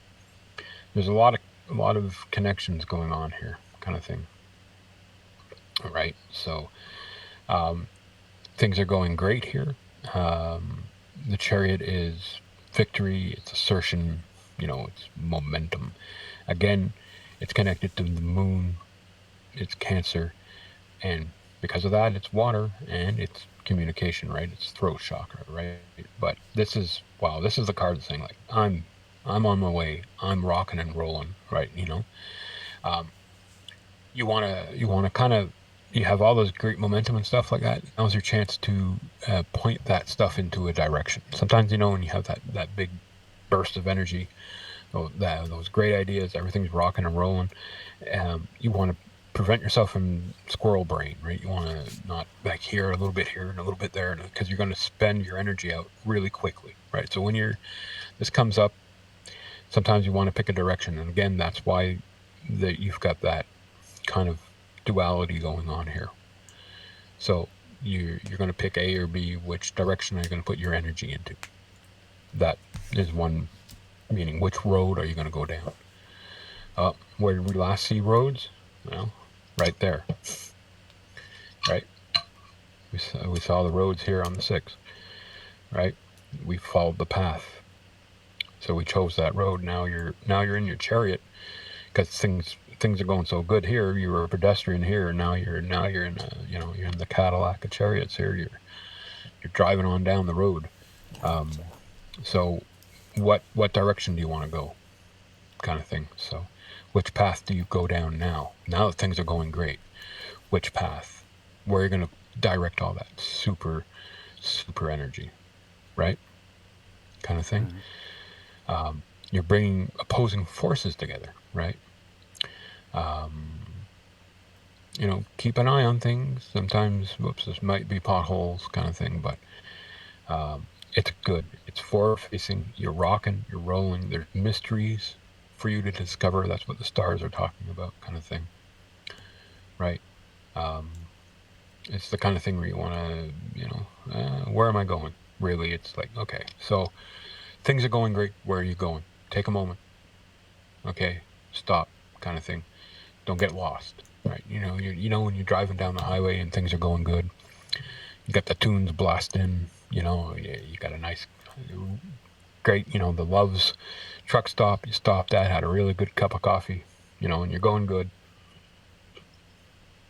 And you're going down the road, you're not paying attention to anything, you're singing and stuff like that, and you look down at your speedometer, and you're doing 110, and there's a cop up ahead. Right? It's like, whoops, definitely didn't quite keep an eye on things, right? That's what you want to do, is like, yeah, okay, things are going great. We can keep it going great if we just pay attention to where we're going and what we're doing. That's what this card is telling you. Okay. Kind of all thing. Right, that's good. Keep your eyes on the road. Exactly. Keep your eyes on the road and your hands up on the wheel. That's a very, very smart man. 1 point. Yes, Mr. Morrison. It's a little Doors reference, but I don't think he actually wrote those lyrics. I don't know. But anyway, keep your eyes on the road, your hands up on the wheel, and you're going great. That's the Chariot song right there. And this is one of my favorite cards, the Strength. I love the Strength. Strength is amazing. Okay. I just love Strength. I love the imagery of this card. This card, especially from this deck, is just an absolutely beautiful card. Okay. And what do we have? We have Fair Maiden taming the wild beast, the lion. Okay. And it's all about strength. It's all about courage. Okay, it's about self-control, kind of thing, right? It's balancing safety and danger. It's knowing, she knows where to put her hands. She knows how to tame this lion. She knows she's in control, right? But it's a balance of there's a balance going on there. Okay, there's two people. Again, you've got that infinity symbol going on here. It's 8, and 8 is what? 8 is double 4s, and 4s are double 2s. So it's duality. But it's 8. 8 is super important because 8 is, on its side is the infinity symbol. So if you turn this thing up, this infinity symbol becomes an 8, right? So that's super important. It's that super balance, right? Physical strength, mind strength, kind of thing. This is the wisdom that we're gaining, right? Are you looking after your health? Are you looking after your body, kind of thing, right? Are you looking out after your mind? How do we remain strong? remain strong by remaining healthy in both mind, body, and spirit too, right? So, it's hard to have, it's hard to be in supremely good health if you are depressed and you don't feel like working out. And depression can lead to, overeating, etc., etc. That's my story. So, it's hard to control that, and that's what this card is telling us. Kind of thing is like, yes, it's a beautiful card. It's talking about courage, strength, self-control, but it's also that kind of warning. Are you taking care of yourself? Right? Okay, that makes sense. Are you balancing things? Are you in balance? Are you in true balance? Like, this is like really, well, okay. This is that 8, that double 4, quadruple 2. Whoa. Really balance things, because if you don't balance stuff, that lion's gonna bite your arm off, right? so You so don't it's want it's that. really cool. No, no. And in this card, she's kind of like hugging the lion. She's kind of like, and the lion is very docile and stuff like that. In the more traditional deck, she's kind of like looking in the lion's mouth kind of thing. So that's kind of interesting. So, but that symbology too is like taking a good look at that lion. Taking a good look at him, like opening his mouth and looking inside, kind of thing. And that's the old circus trick, right? It's to stick your head in the lion's mouth, kind of thing. So I know in So some yeah, so decks, the strength and justice cards are switched, and I know that just comes from the yep. different authors of the decks.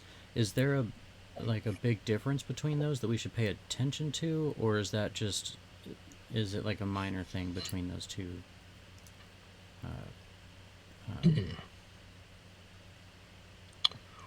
Yeah, between the two authors. Well, they're both talking about balance, right? So, but I prefer the judgment to be further down the deck, because as you get closer to your goal, you have to start judging yourself, right? So this is kind of like a pit stop, right? Whereas judgment is like really like, holy crap, this is it, this is the end, right? Yeah. Sure. So this is really, I like it here, kind of thing. So I may not use a deck that has balance there, but if it's there, then it's there, and I'm happy with it. It's like, okay, but because it's just, again, it's balance. It's 2 4 8, 2 4 6 8, if you will, right? You can go 2 4 6 8, or you can go 2 4 8. So you double it up, kind of thing, right? So 2 4 8. The next one is going to be 16. That's going to be connected to that. But in between 16, you can go in the little 2. You can 4. It's amazing. There's so many interconnections, just math-wise and number-wise. But yeah, if we want to double the duality, we're looking at 2 4 8 16 kind of thing, and 16 is kind of where that last kind of thing will be, kind of thing, right? Yeah. So yeah, they can swap. They're kind of the same, although judgment is, like I say, is a little more about mind and spirit, whereas this is a lot more physical, kind of thing. So if this comes up, it could be, this is the strength you're looking for to carry on your thing. This would be if somebody's asking me, how's my health? How is your health, right? Ooh. Well, it looks good. You're strong, but are you taking care of things, right? Are you snacking too much? Are you not eating enough? Are you, when was the last time you went to a doctor, right? Take a pit stop. Go get a physical. Go get some blood tests. Make sure everything's okie dokie. That's what this card is telling you, kind of thing. Cool. Okay. Right? So in a health reading, that's how I'd see it. In a love reading, it's like, it's strength, it's that bond, it's that perfect match kind of thing. Everything's in balance. There's you're sharing responsibilities. One is the protector, one is the provider, that kind of thing, right? That's a beautiful card for a romance thing. If it's a job thing, it's like you're in control, but you got to be careful of, who you're working with all the time, kind of thing. Pay attention to your teammates, pay attention to your workmates, kind of thing. But yes, it's strength kind of thing. And of course, if your question is, I don't know, oof, I don't feel good. Well, I mean, you're lacking some strength. Where's the strength coming from, kind of thing. So you see, it's always basing on the question. The cards can lead different ways, kind of thing, and then that's where your intuition will come in and tell you which is the way that card is leading. Especially when somebody says, "Oh, just give me a general reading," and you get that card and you kind of go, um, um, That's when you gotta listen to your intuition. Sure. And say, okay, well, here's what I'm getting. Here's what I'm getting is, you know, you may want to go to the doc, get a physical. Why not? What's it gonna hurt? Huh? Um, that weird feeling you're getting might be something. So go get that checked out. Okay, kind of thing. That's So, good. Just a wellness Dusty's check. pen is dying. We're almost at 10. Why don't we take a little break at 10? Because I need to, as they say in Formula One, a little comfort break. So we'll take a couple minutes. What time is it? 12:30. We're doing all right. We're doing okay.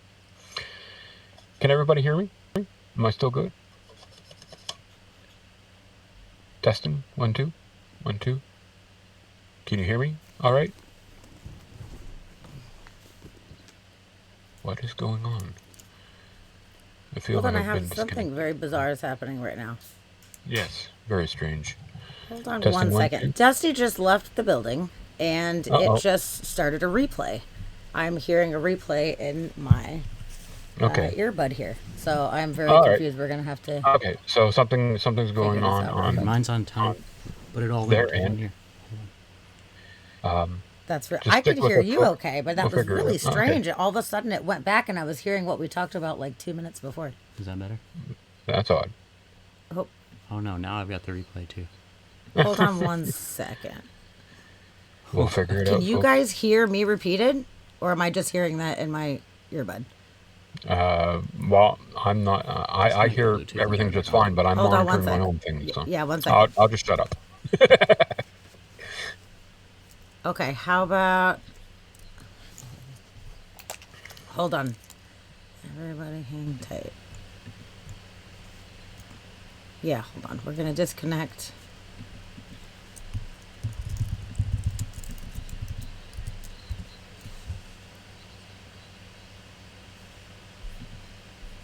This is super weird.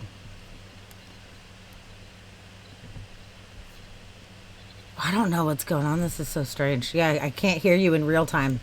I'm just hearing a replay. So I can't hear you in real time. this is super just weird. hearing a So if you're replay, saying anything, I don't know what you're saying. I only know what you said about 2 minutes ago. Oh dear. Well, I'm not saying anything right now. To your phone. Oh dear. Well, I'm not saying anything right now. That's what it was. That's what it was. Quiet. Okay. I think we're figuring it out. I'm not saying anything right now. Nope. I'm still hearing That's one. what it was. Okay. I think we're figuring it out. This Is is your so Bluetooth strange. off on your phone? Yes. Did it connect to my phone? That's what it was. Okay. Is it connecting to it did. everything else? Testing. Oh, Lord. Everybody, sorry. Everybody, hold on for a minute. Is it connecting to everything else? Okay, now Jordan's getting on the Sorry, beat. everybody, hold on for a minute. Okay, now Jordan. Now it's repeating. Everybody, hold on for a minute. Now it's repeating. Now it's repeating. Now it doesn't help. Now it's repeating. Now it's repeating. Doesn't help. Repeat. You're in a boat. It's still repeating. What is going on? This is so freaking weird, you guys. Repeat. You're in a boat. It's still repeating. What is going on?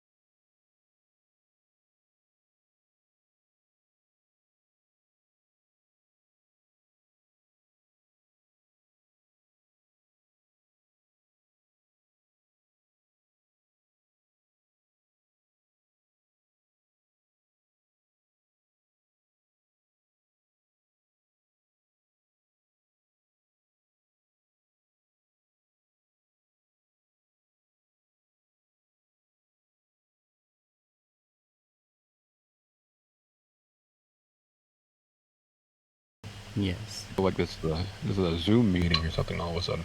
Can Yeah, you hear right. me? Is this That was going on? very weird. I don't even know how that happened. At first, it connected to my phone, so it was playing the replay. Oh, here we go. It's repeating again. That was very weird. I don't even know how that happened. At first, it connected to my And my you guys phone, can hear that? so it was playing. I have the no replay. idea how Oh, this here is. we go. 1 2 1 2 1 2. It's repeating again. I'll tell you what. I don't know if anybody can hear me, but I'm going to go to You guys can hear a that? comfort break. I'll be right back. Okay. Yeah.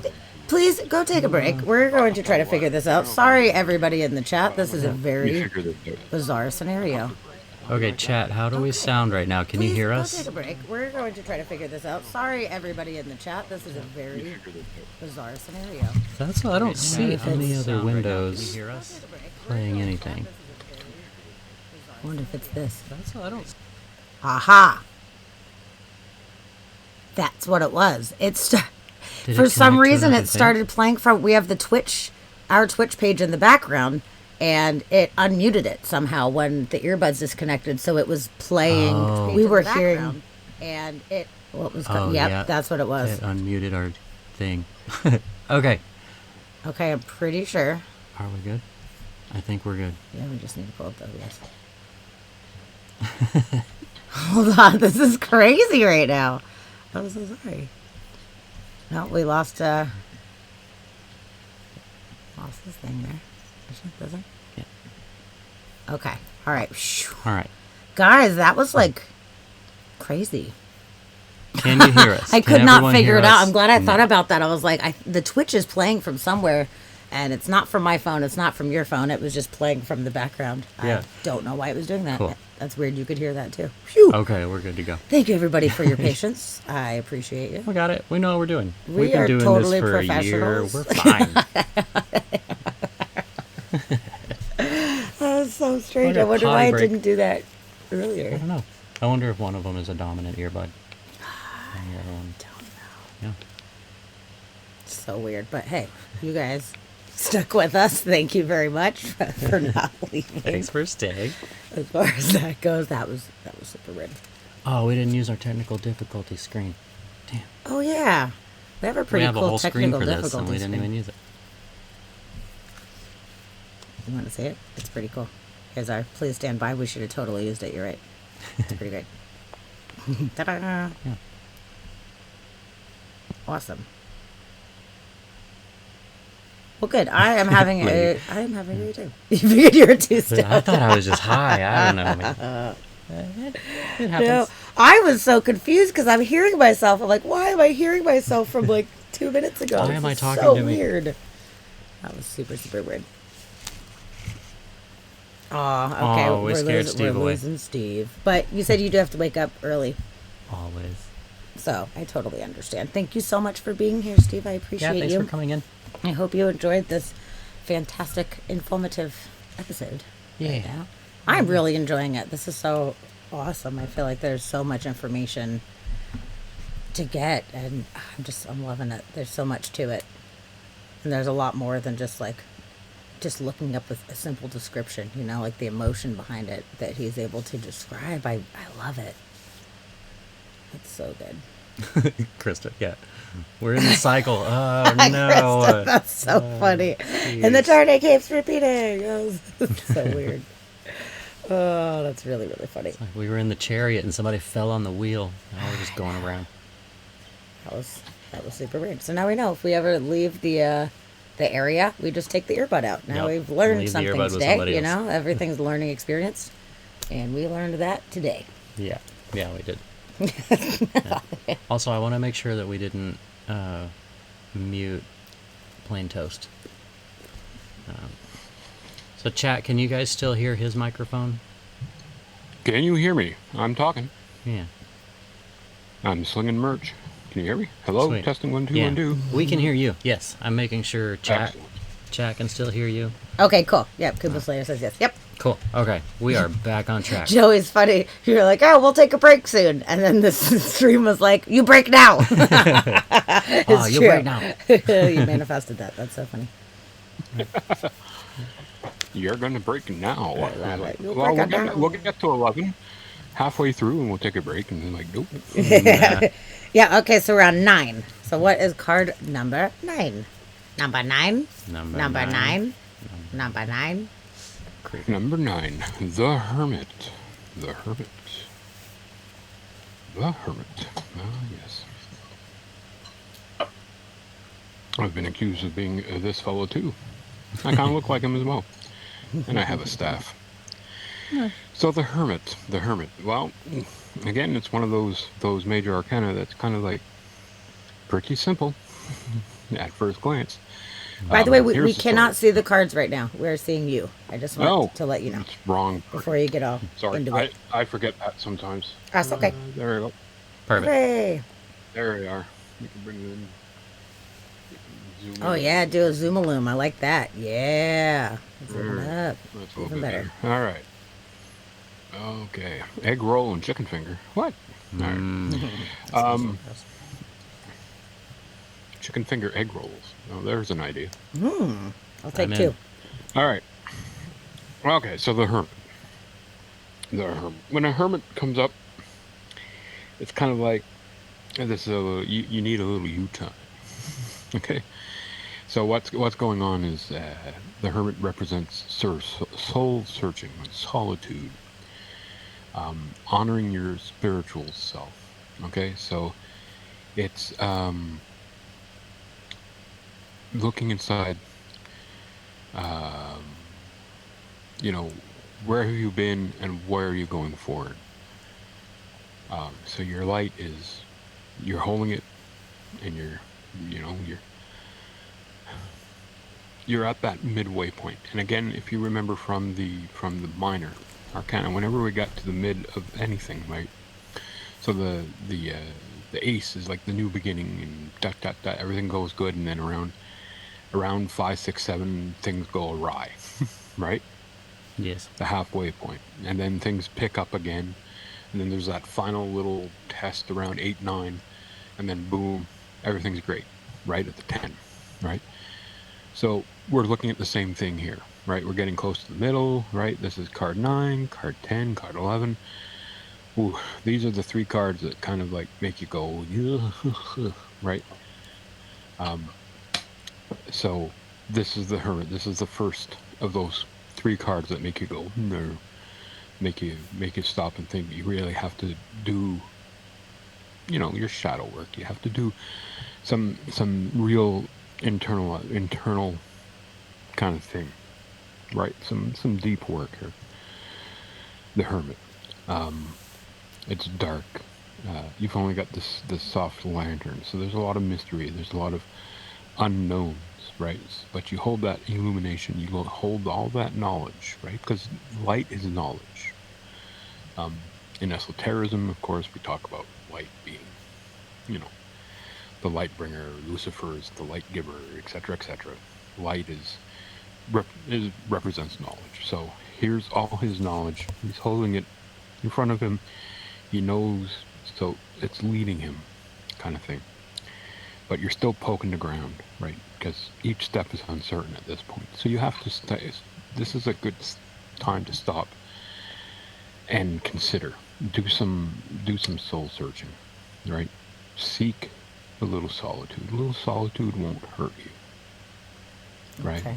Inner reflection. In big time, yeah.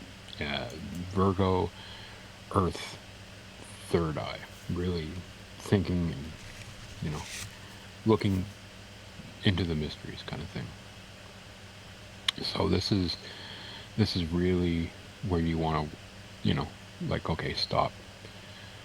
Oof. We're halfway through the journey, and now we have to stop and really go deep, right?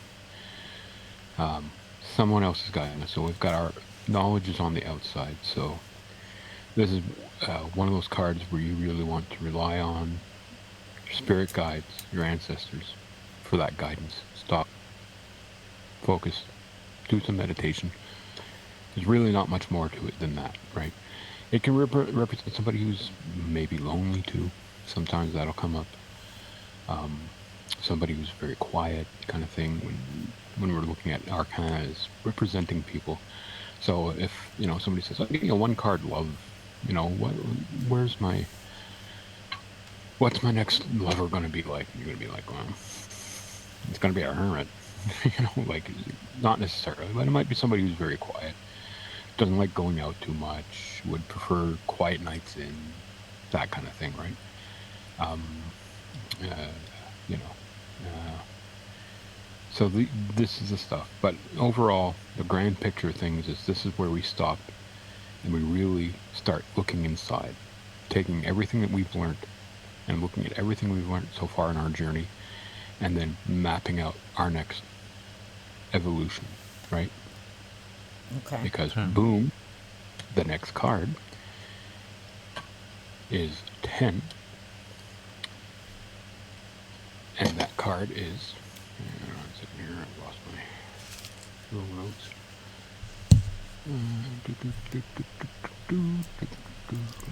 Right, lady? How cool to like start noticing all this symbolism that can just kind of go unnoticed before. It's so cool.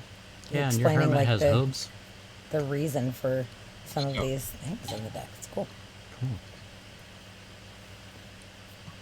Oh yeah, you really have to. The hermit's hooved feet before. That's another little tip of the hat to Lucifer and the bringer of light, the bearer of light, kind of thing. Okay. Curvy Goddess says, "I love the hermit. Also, your deck is gorgeous. Thank you. This is a beautiful deck. It's called the Golden Art Nouveau Tarot. It is so pretty. It's a beautiful deck. Yeah. It's from the I'm not even going to try to pronounce that. It's the Massaglia family of tarot. So it's got that pseudo-Renaissance kind of look to it. Fantastic Italian artwork, but set in Art Nouveau kind of montages and setups and stuff. The gilded background and stuff. It's an absolutely beautiful deck. I love the shape of it. I love how the cards are thinner and longer than some of my other cards that are really, wide. So it's a great card. I just love this deck. It's a beautiful deck. It is. That's It was good. lovely. I appreciate it very much. All right. So what's Okay, number so 10? Number 10, the Wheel of Fortune, and not the one with Pat Sajak. Wheel of Fortune. Wheel of Fortune. So this is, if 10 is kind of like the end of our journey so far. So we've gone 1 through 10, with 0 being the Fool, the start of everything, and we'll see how the Fool connects to card 21 at the end of it. Right, but this is kind of like the end. What have we learned? All our knowledge fits into this lantern. What happens next? We've reached old age. We're the old, we're the sage. We're the old man. Just like get off our own. Boom. We start things over again. This is karma. This is turning a cycle. Right. This is starting things up again. The Wheel of Fortune, right? Things go around, right? So we are starting off again. There's rich symbology in this particular card.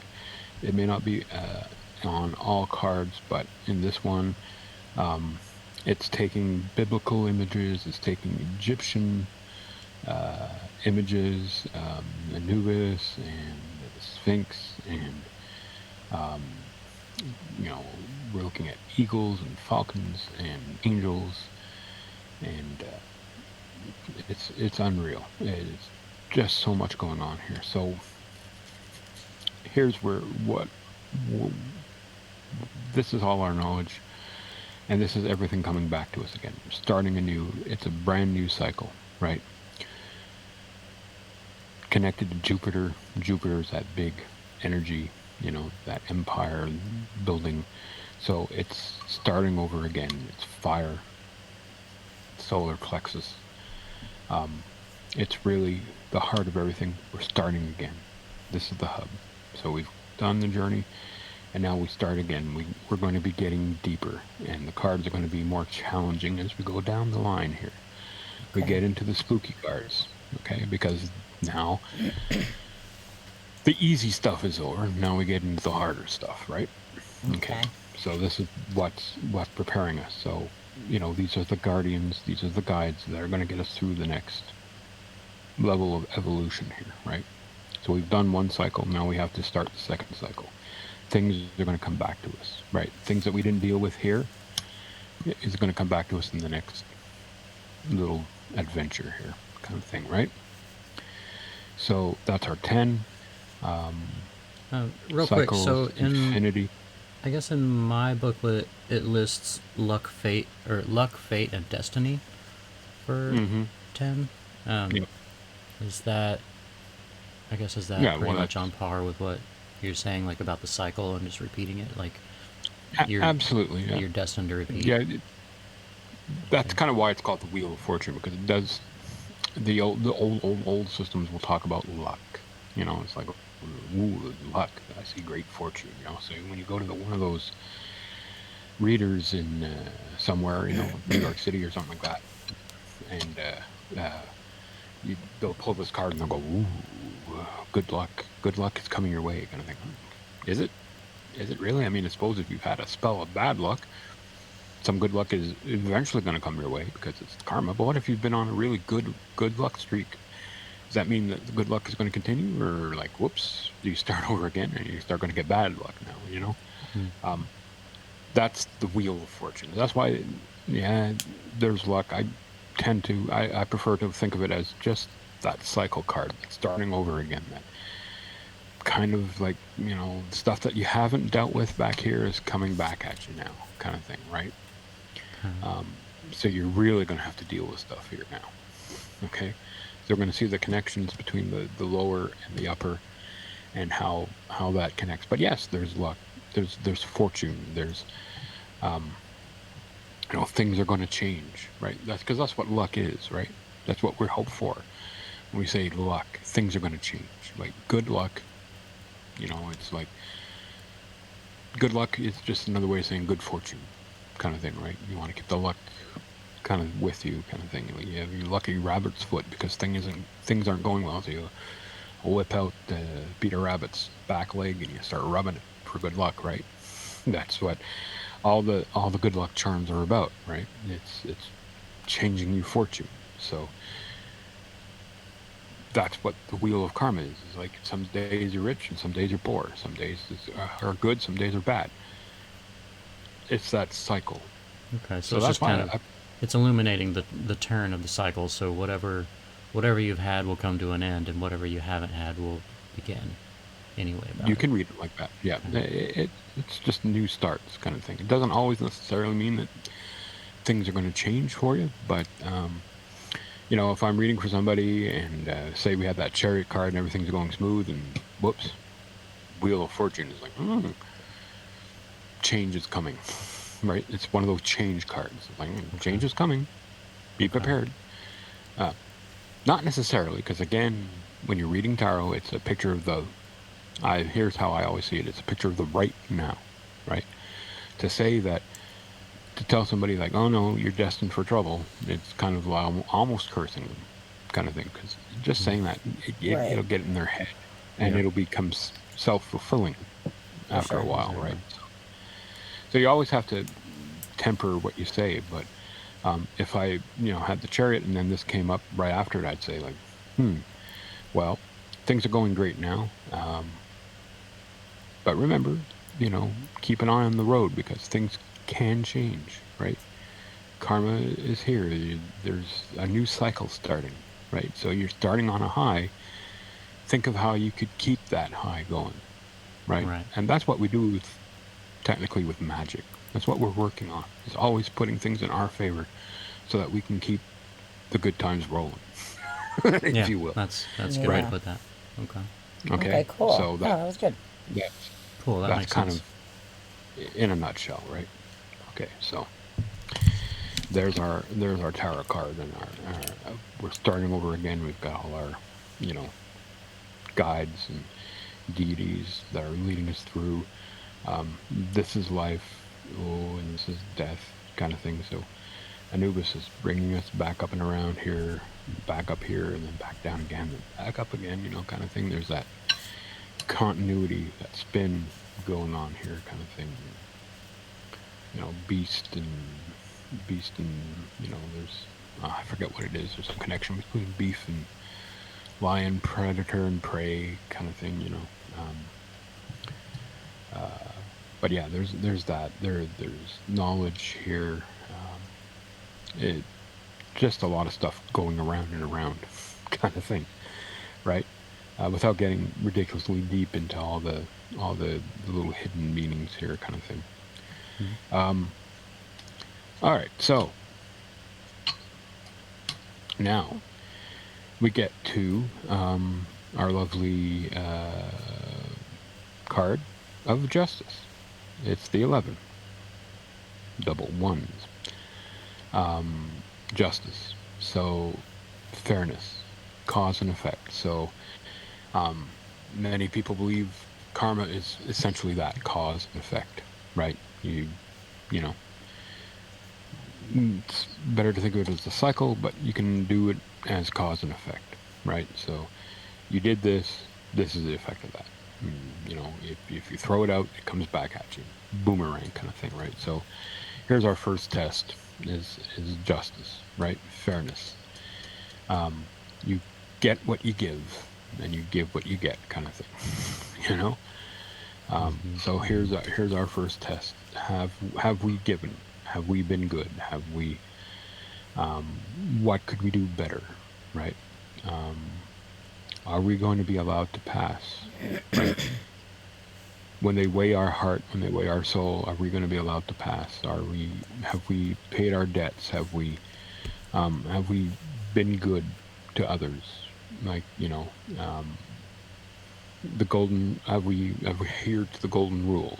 So these are all the questions that are coming up here, right? Connected to Venus, Libra, air, heart again. Hair, because it's a sword there. So these are like, okay, these are deep questions here, right? So that's your justice. Okay. The balancing. So that's kind of more or less what's going on with that. I'm just trying to remember a connection here to something. Just give me a moment to think about things here. Okay. Two, 7, 8, 11. So yeah. Little side note, I find it very interesting that the Justice card is the number 11, because my birthday is December 11th, and 11 is my favorite number for a totally separate reason.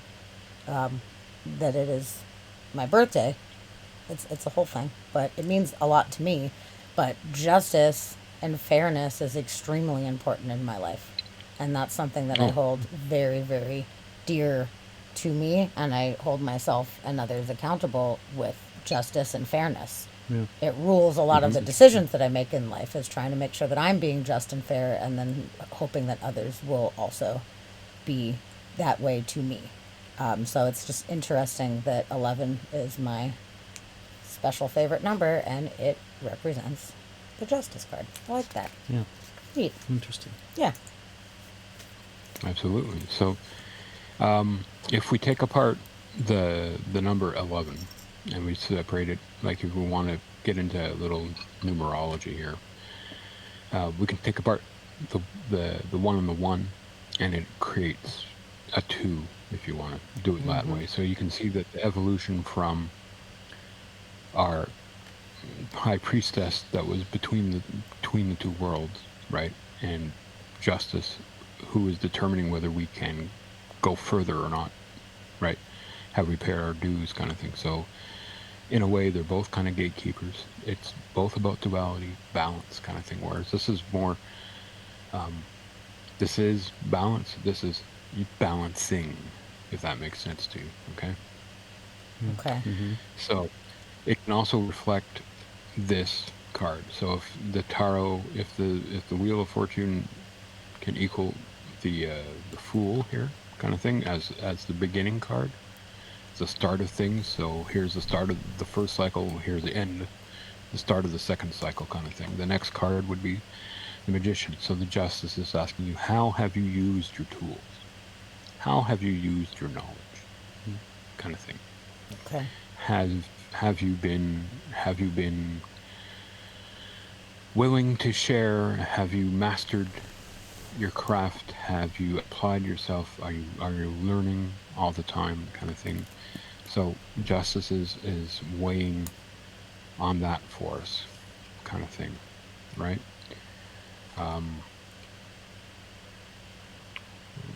Just go through stuff here. So I think that's all I wanted to say about that. So I'm missing a page of notes for some reason. So I had all this set up.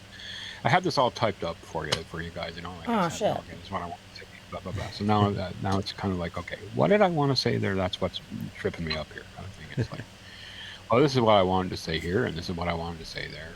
It's, It's okay. tripping me up. Okay, but anyway, so we're good. So that's good. So this is what's happening with this Justice card. It's our first trial. Okay. Once we've passed that, woof. Then we're the Hanged Man, right? The Hanged Man. Okay, and the Hanged Man, he's in a trap. Okay, he's hanging upside down, and it's a trap of our own making, right? Kind of thing. It's like an animal that's stuck in a trap, struggles, and the more they struggle, the tighter it gets, and that's kind of what's happening here to us, kind of thing. So if we just stop struggling and take a look around, shift our perspective, we're hanging upside down on this card, so we have no choice but to shift our perspective, look at things differently, right? Stranger Things here with the upside down and all that stuff. This is what we're talking about here. So let go. Okay, stop the struggle. Okay, it's time for a pause, right? So instead of struggling and swinging back and forth, kind of stop and see what things look to you up. What's upside down? How can you change things? What can you learn from this perspective, kind of thing? What can be taught? If you think back to Norse mythology and Odin, who was tied to the tree, and he learned all his magic while suspended in the tree. He learned the runes suspended in the tree just by giving up the struggle and learning the knowledge that was being given to him, accepting it. This is kind of what this card is telling us here now. Okay, so you're starting off in your journey. You've learned your lesson. You've paid your tolls. You've passed justice. Now shift your perspective, and what have you learned, and where are you going, right? Take a pause, decide what your next step is going to be. Okay. Okay. Take a different look at everything you've learned, and see how you can better apply it. But mostly, it's like, sometimes it's like, just let yourself go with the flow, kind of thing, right? So that's our number 12, and that's kind of like 4 threes here. So it's taking a look, like, from a creative point of view. If, the 3 was the great creator, and the 6 is all that. So if you 3, 6, and then 6 doubled is 12. So the Lovers kind of thing, that decision, how did that end up for you? that decision back there, right? Shift your perspective on things, right? Was it a good idea? Was it a bad idea? Let go. It's just time to stop and think about things I again, like that. kind of thing, like the Hermit. Okay, but shift your perspective much more.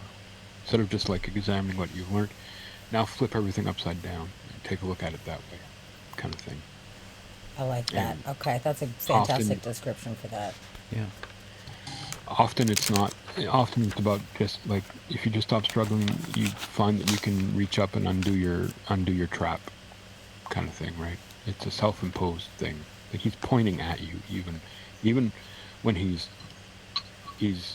um, the card is right side up. It's pointing directly at you, kind of thing when you read it. Mm-hmm. So it's like, okay. So I'm trapped in my own thoughts here. How can I shift my perspective? How can I move on, let go, right? Um, this is a perfect thing for like, you go to see a movie, right? And it's like suspension of disbelief is so important when you go to see a movie or you read a fantasy novel or something like that. Of course, you can't expect realism in everything. You got to let go of of the real. You got to suspend those logical thoughts to enjoy, the movie. Eat your popcorn, watch the movie. Just lose yourself for half an hour, right? Or 2 hours, or whatever. That's what this card is telling you to do too, right? Just relax, smell the roses, right? Things aren't that big a deal, right? Shift your perspective about things, and that's a theme too in a lot of stuff. Is like we enter our own traps. Like think back to the Eight of Swords. It's like if you just take that blindfold off, you're gonna find your way out of the trap, right? Same thing here. Stop struggling.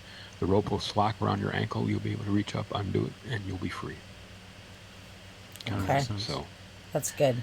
there's it's a lot of that going on here because really that's what happens is we trap ourselves in our thoughts. We trap ourselves in our thinking, right? Politics is a great example of that, especially with social media tossed in. You get trapped in those algorithms where it's like, the same stuff on both sides of the fence is being fed to you, right?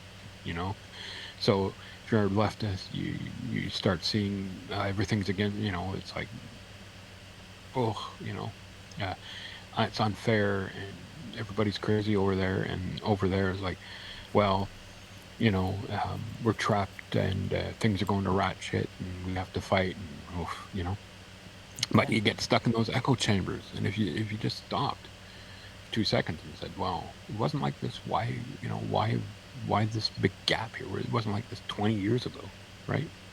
It was burgeoning, but this amplifies it. We're all caught in this trap. That makes so much sense. Mm-hmm. Okay, We good. have to All stop. right. Got it. Okay. That's powerful card. Again, I'll get off my soapbox. No, But, that's great. I really felt yeah. like that was a very good visual that I have with that. And he's like a pendulum. He's swinging back and forth, right? It can mean a lot of indecision here too, right? So just letting go. Well, sometimes you'll find the answer, kind of thing, right? He's just swaying in the breeze, right? Back and forth. So, are you learning something upside down? Are you opening your mind to the knowledge that's right in front of you, that's being handed to you? You're going to learn the runes. Like, it's your greatest gift to man is the language system. So that's an important card, right? Okay, so there we go. We've passed. We've started our cycle. We've passed our test. We've paid our debts. Everything's good. Now we stop and we reconsider everything, right? We're shifting our perspective on things, which is preparing us for whack-a-mole here, buddy. Big scary dude, right? Death. Death on a pale horse. Yikes. Very biblical. Yeah. Here comes death. And death reminds us that um, uh, life is a cycle. So it's reminding us, we just saw the damn cycle. We just started a new path, right? Well, let's not forget that everything's a cycle. Everything comes to an end. And sometimes for the better, sometimes for the worse. But it's, it's like, okay,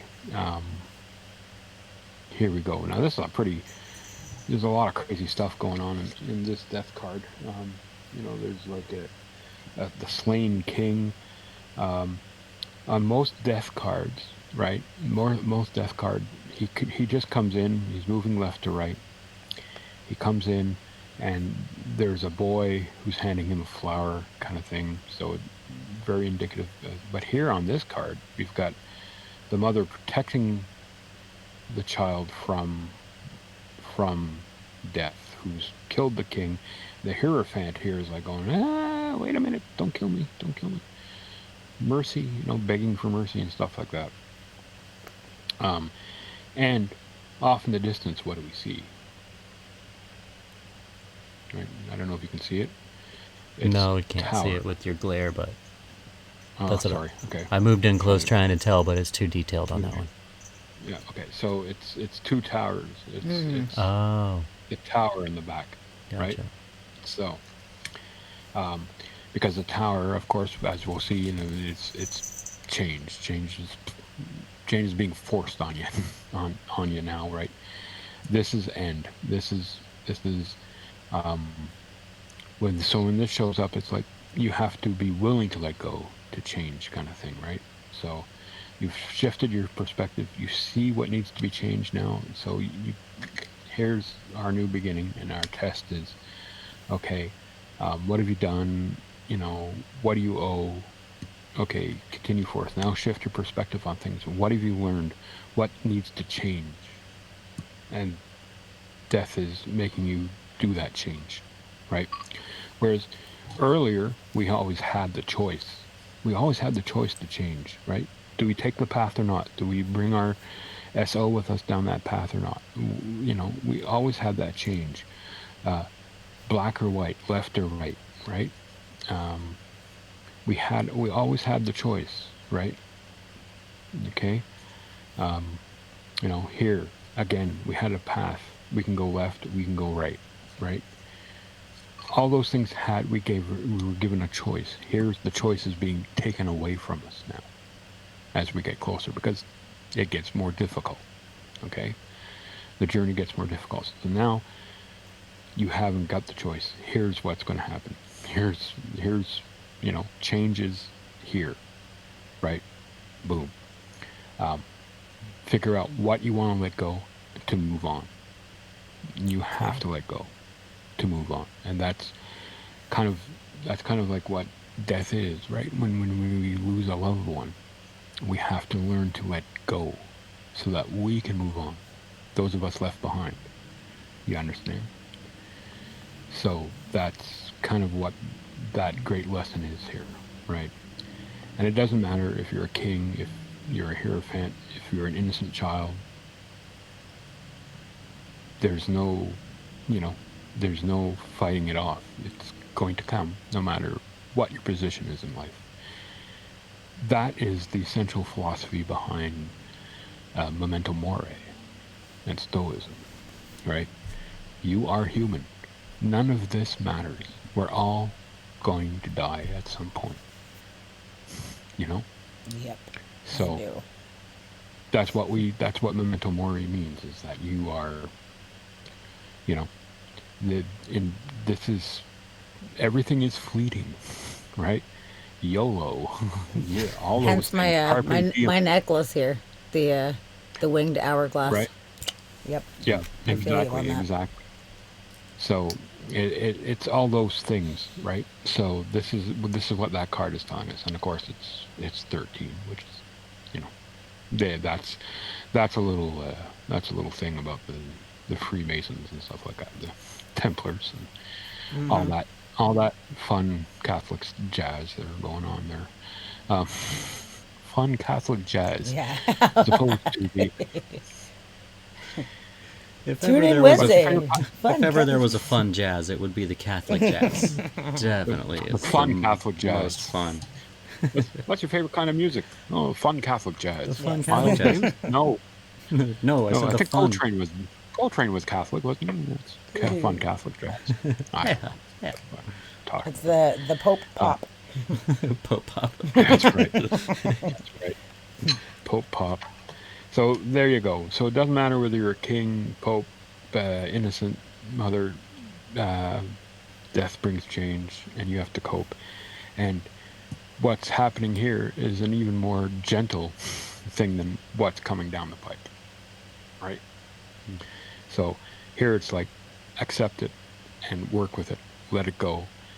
It's an ending, it's a beginning, it's the cycle. It's reminding you of the cycle, right?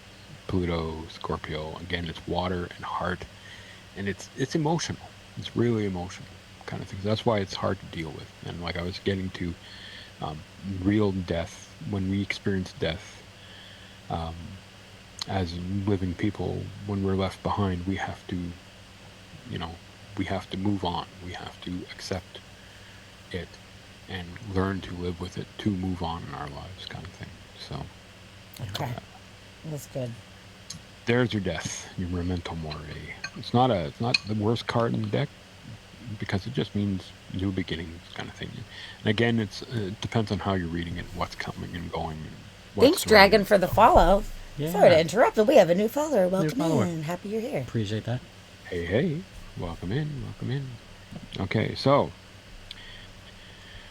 all right, so we're new beginnings again, right? So we've passed this trial and tribulation, and now we're at 14. And 14 is temperance. What a great card, right? After all this crazy stuff that's been going on, all these tests, right? These big tests, this new beginning, the loneliness of the hermit, the examination of the end of our journey, kind of thing, gathering strength for what's coming up, and taking a good look at what we've learned and how to apply it.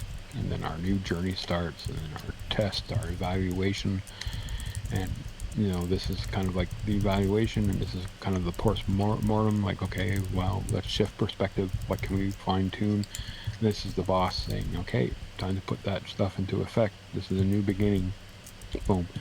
Finally, a gentle card, right? Finally, God. Finally, a little break, a little gentleness, temperance, right? Balance, healing, right? 14 is dual sevens, let's take a moment and just relax and balance our stuff, right? Okay, how are things, right? Your extremes guide you to find peace. So we've gone all over the board, and we've gotten really, really intense, and now we can drop it back. Hey, Satchis. Well, hey, man.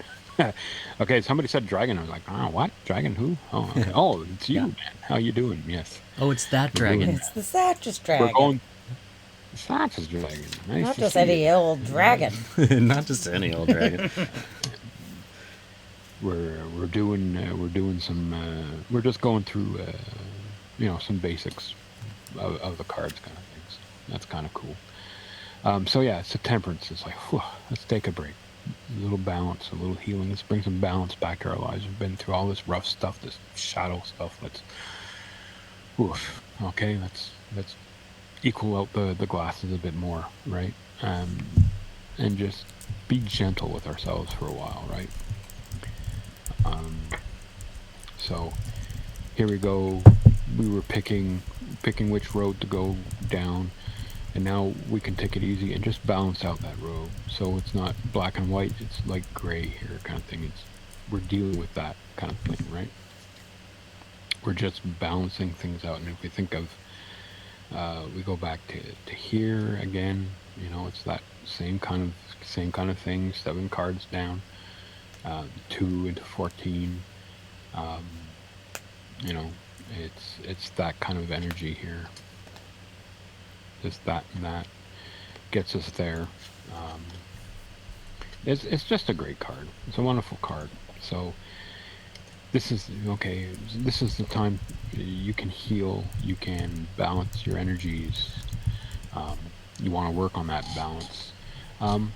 It's also temperance. It's like sometimes we've been living a life of excess, and we need to curb back the excess, kind of thing, right? So we wanted to temper ourselves a little bit, right?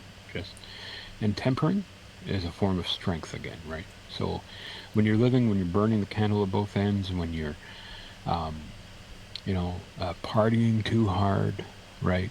Um, you're sapping your strength, right?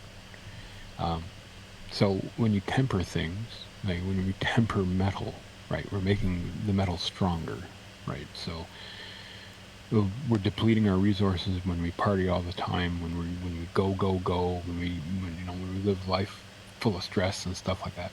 We need to stop, slow down, and okay, take a moment and take a break, temper things, balance it out, regain our strength because we're coming down. What do we got in here?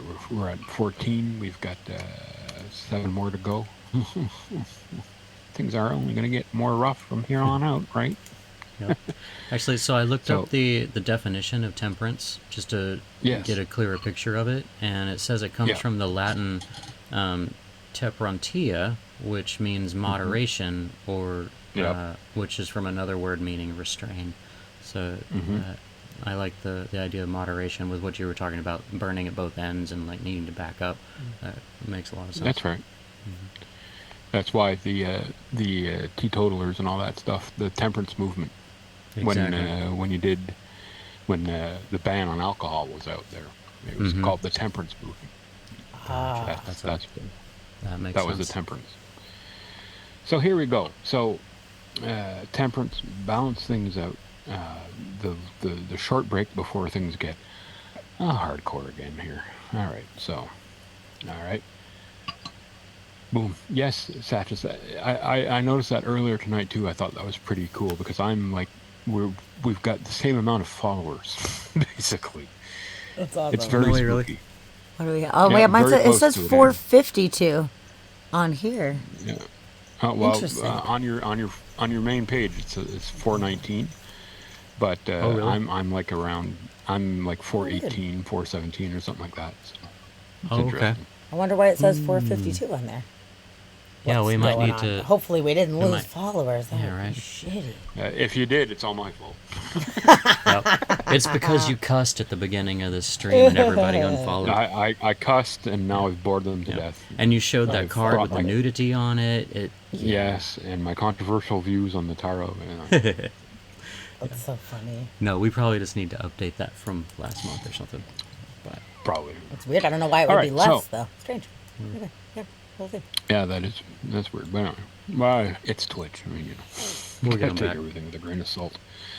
So here we go. Boy, oof, the next few cards are like, god damn, here we go again, right? Oh, shit. What's next? there goes 3 more followers. The devil. The devil. And this Shit. devil, boy, oof, it's he's not that other devil. This devil is straight up like, hey, here I am the devil. Check me out, right? And he's got his and if you look at these two closely, you'll see that they're very similar to the two that we met back here, kind of thing, except the hair is a little bit different, but the forms are very close here, right? Oh, look at all that nudity. My Thanks, goodness. lady, for gifting that sub to Aw, thanks, Satchis. lady. That's awesome. That's Thank awesome. you. Hooray. Yay, welcome to the Oh, team. that's awesome. Satchis Dragon. We may have lost Yay. followers, but we gained subs. Yay. Well, maybe- We'll take it. I don't know. It's weird. Some people are seeing 452. I'm seeing 419. Maybe you gained 30 followers tonight. My thing hasn't been updated. But Oh, maybe. we'll figure it That'd out. be cool. We'll go Twitch. with that. What are you gonna do? What are you gonna do with Twitch? We love you, Twitch. Don't get us wrong. Just sometimes, you're a little hard to decipher. That's all I'm Yeah, saying. definitely. So here's our devil, and he's actually doing the Spock symbol, which is from Judaism kind of thing. It's a blessing, and he's fully in charge. And so while we were looking at balance and healing, the devil is all about bondage and restriction, right? It's woof, here we go, right? This is the big one, okay? Free will uh, it's you've lost it. This is all about. So this is one of those cards where reverse is actually better than right side up. Okay, Sure. the reverse of this is much nicer than it is right side up, because here it's like you're addicted, you're under the influence, you're controlled, you're restricted, you're bound, right? And there's no, you know, it's really hard to get out of this phase. Whereas if it's reverse, it's like you've overcome it. You're free. You've broken away from it. So I always like to see a reverse devil. It's great. And this devil is like, yeah, well, you got some work to do, bub. Okay, so this is that another one of those tests, right? Did you temper yourself? Because if you don't temper yourself, you're going to end up in an addiction. Did you stop partying? Did you back off a little bit? Right? Because it leads to this, right? This is what's happening here. Okay, the lesson in the previous card we didn't apply, and now it's become a full-grown problem. So here's the warning. Here's the step we should have done, and now we're here. Okay, that's it in a nutshell. So the devil is bondage, restriction. It's that Saturn energy. It's Earth. It's root, right? And yeah, it's kind of rough, you know. There you go. But it echoes the Lover's cards. Did they make all the right decisions? Are they too codependent on each other? What's going on here? Why are they stuck here now? Kind of thing, right? Okay. So there you go. So, you know, you made your arsenal. You got, and we can look at this. I forgot to mention, I've got a little thing here, a little note. We looked at the cycles of the threes, and we looked at the twos. It's also the cycle of the fives, of the pentagrams, kind of thing, right? So if we go back and we look at the cycle of five, so what are the five cards, right? This guy, traditions, what are you keeping, you know, what are you doing? Then we had this guy here, okay, the starting over again, and again it's here. So now, did you you know, did you give back? Because if you haven't given back, now things are coming back at you, kind of thing, you know. So this Sure. is really that karma kind of thing, big time, right? Here to there kind of thing. So you have that cycle of fives that are pretty rough, kind of thing, and each five things is like a little segment of the journey too, right? So this was the end of that, and this was the end of that, and this is the end of our trial and tribulations. Okay, final. Okay. We can get on to the next thing. So we had this fool's journey, and we went through those first five cards, which were all about you know, growth. So picking up, learning our tools, deciding our path, forging ahead, being creative, right? Giving birth to our ideas, and then we, you know, we sit and reflect, and then boom, there we are, end of that journey. Now, which of these traditions, what have we earned, what have we learned, what do we keep, what do we get rid of to go on to the next cycle, right? And then boom, right away we've got a choice to make. And if the choice goes well, we keep booking down the road here, right? Things are going good, speeding up. We still have to fine-tune our path a little bit, right? And it gives us strength, and the strength is what we need to look in on ourselves, right? And focus everything we've learned so far, so that we can start anew. Boom, that's your next five cards, your little mini journey. And then now the big tests. Do we pass muster? You know, now we balance ourselves, we weigh ourselves. Justice comes knocking, right? Perhaps we have to stop and look at things differently. we have, choices being forced upon us, and now you have to balance things out, kind of thing. And if you don't balance things out, then you're going to be stuck, right? That was a really good So run through of all of that. I like that. Yeah, that was your great. end of your journey again, and now the final, the big ones here that are I don't know if I'm bringing ready. us closer ever to the end of our journey. So here you go, boom, the tower. Okay, so the devil was all about bondage and restriction. Come back here, mouse. There you go, mouse. Squeak. Okay. All right. So next 5, the tower. Sudden change. Right. Boom. Surrendering to the storm. Just like you knew that you had choices to make and stuff like that. Now change is being thrust upon you. Boom. Right. What is the root of 16? 4. Right. So what happened at 4? 4 was foundations. So if your foundations weren't secure, your tower is weak, right? So if that Emperor card, the foundations weren't solid, things will come down on you, kind of thing. So if your lessons weren't solid, if your knowledge wasn't solid, that's when things can backfire on you, kind of thing, right?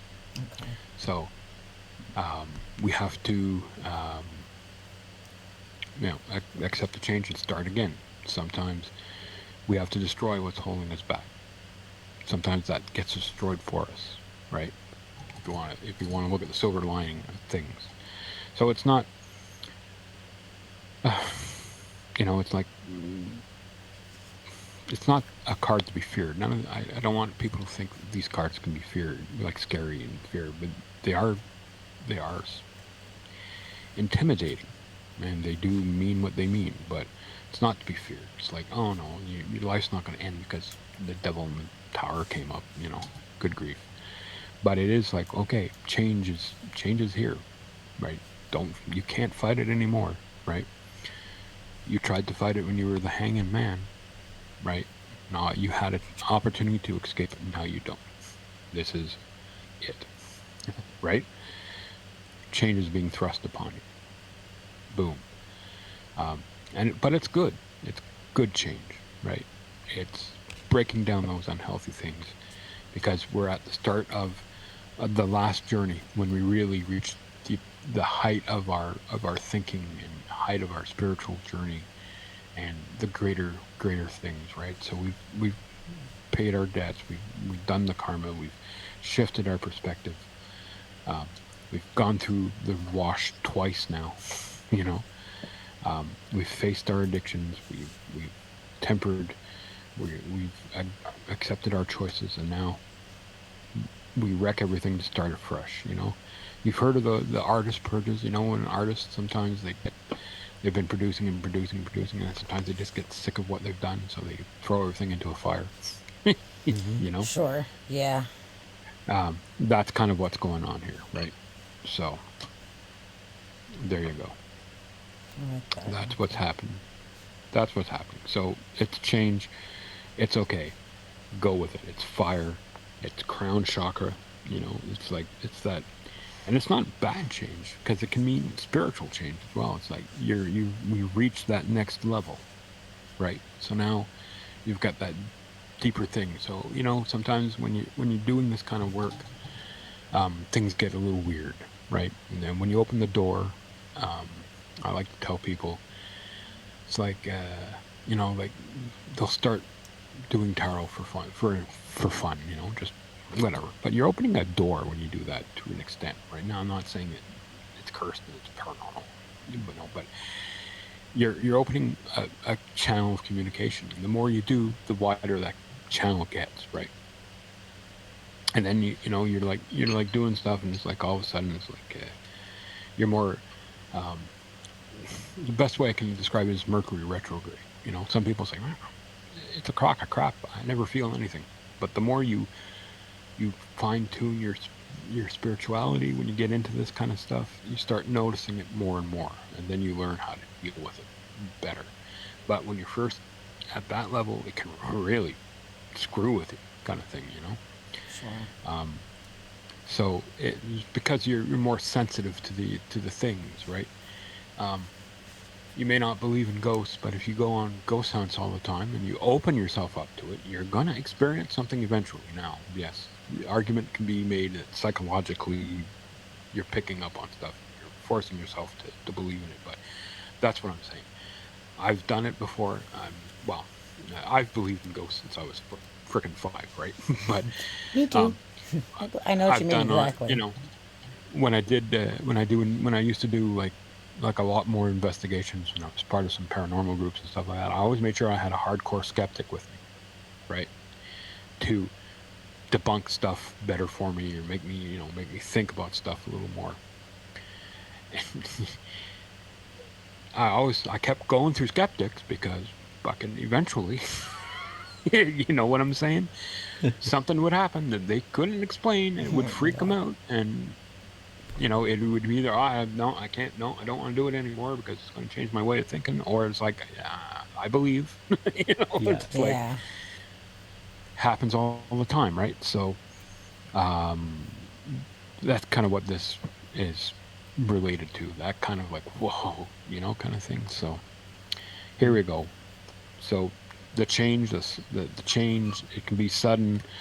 Um, it can be something that's been happening slowly for a while. Don't forget when we had that card here not so long ago, we saw the towers in the background, right? And there was a choice. We had to make a choice, and if you decided to not make that choice, it's going to be made for you, Got it. right? Makes sense. There's Okay. that connection there, kind of thing, right? Gotcha. So boom, it's like you Shit's didn't changing. temper, and now you got a problem, right? Kind of thing. You didn't balance your health. Now you got a problem. You didn't, um, you know, uh, all that stuff can be there. Okay, so that's that connection. So now that we've dealt with the change and stuff like that, now we can start rebuilding again. Now comes the more gentle side again. Again, this is very reminiscent of Two of Cups. It's reminiscent of Temperance again. Okay, the star is stopping, and this time instead of like pouring back and forth, you're giving back. Right? She's pouring out into the water, kind of thing. So this What is card is hope. this? Star. This This is the is this star. is the star. The Okay. star. Cool. 17. Okay, so Okay. you can see the echoes here, kind of thing. But Yeah. instead of harmonizing and balancing, we're giving back. We're pouring out. This is hope, right? This is having faith in your dreams, following the stars, right? That phrase. Um, it's pouring out to make room for the new abundance, right? It's a beautiful card. It's Uranus, it's Aquarius, it's air, it's crown. So you're really opening up to higher spiritual guidance, right? And you're going to get that beautiful guidance that's going to come down because you've gone through that change, right? So this beautiful energy is coming in, and now you can really accept the guidance and move on because we're getting closer to the end of our journey, right? Our journey of self, right? Of spiritual discovery, of self discovery, of becoming a better person. We're really coming to the end of it now, right? So this is where the big spiritual guidance comes in. This is where we can really move on with stuff. Um, After the tower comes the star. Um, so what is the map of the future? If we follow the numbers backwards, we start with world and chariot. Chariot was there. What's our map? What's our road map? So in the Chariot, we were looking down the road. With this one, we're looking up at the skies. We're charting with the skies, right? Okay. Planning our moves, dreaming big, right?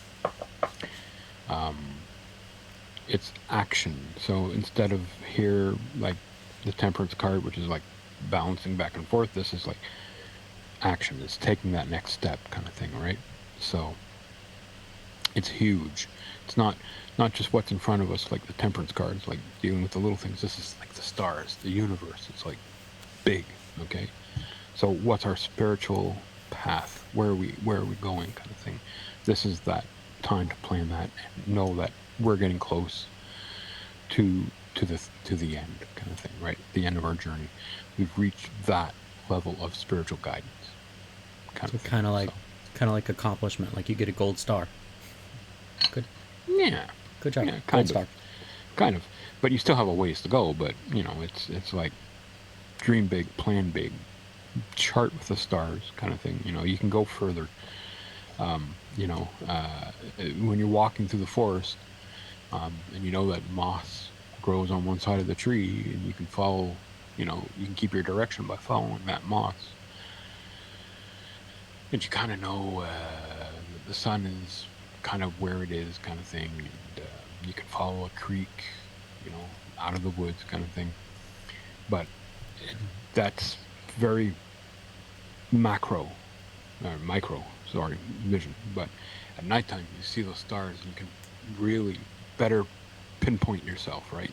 Like the sailors did, they're tracking the stars. They know exactly where they're going to a specific degrees kind of thing. That's what the stars do, right? It's that big Gotcha. picture kind of thing. So, Huh. all right, so beautiful. The star now.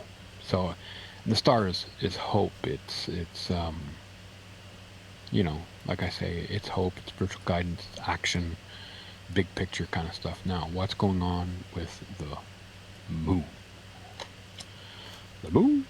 We have a couple of dogs barking at the moon, looking up at the moon, and our towers have been rebuilt. Oh, isn't that interesting? Right? Our towers have been rebuilt. The moon, it's illusion, it's mystery. Okay, there's still mysteries to be solved. Yeah, we're not quite sure how to get there, but the moon is lighting the way. We're lighting the way through the gateway, through the two towers, kind of thing. And interestingly enough, there's like a crayfish coming up out of the creek. Some people call it a lobster. Could be a lobster, I suppose, but I think more it's by a river, so it's got to be some kind of crayfish. But anyway, it represents the mysteries of the deep, right? It represents that weird kind of thing coming up, right? On a psychological level, okay. If we look at things here, the moon illuminates what is hidden. So nighttime covers stuff and hides stuff, right? And the moon, on a full moon, like tonight or last night, we got the super moon. It's super bright. It's illuminating everything out there, right? So it's shining the light on what is hidden, on the occult kind of thing. This is that card that's really got that occult kind of feeling to it, because it's illuminating what's been hidden kind of thing. So if we look at that as our conscience being illuminated, our subconscious is this little bug coming up out of the deep, right? What's coming up from our subconscious? And what do we have to deal with it? Because we're looking up at the moon, we're barking, we're howling, we're having a good time, we're celebrating the Sabbath, and this stuff is coming up on us, right? So this is our time that we have to stop.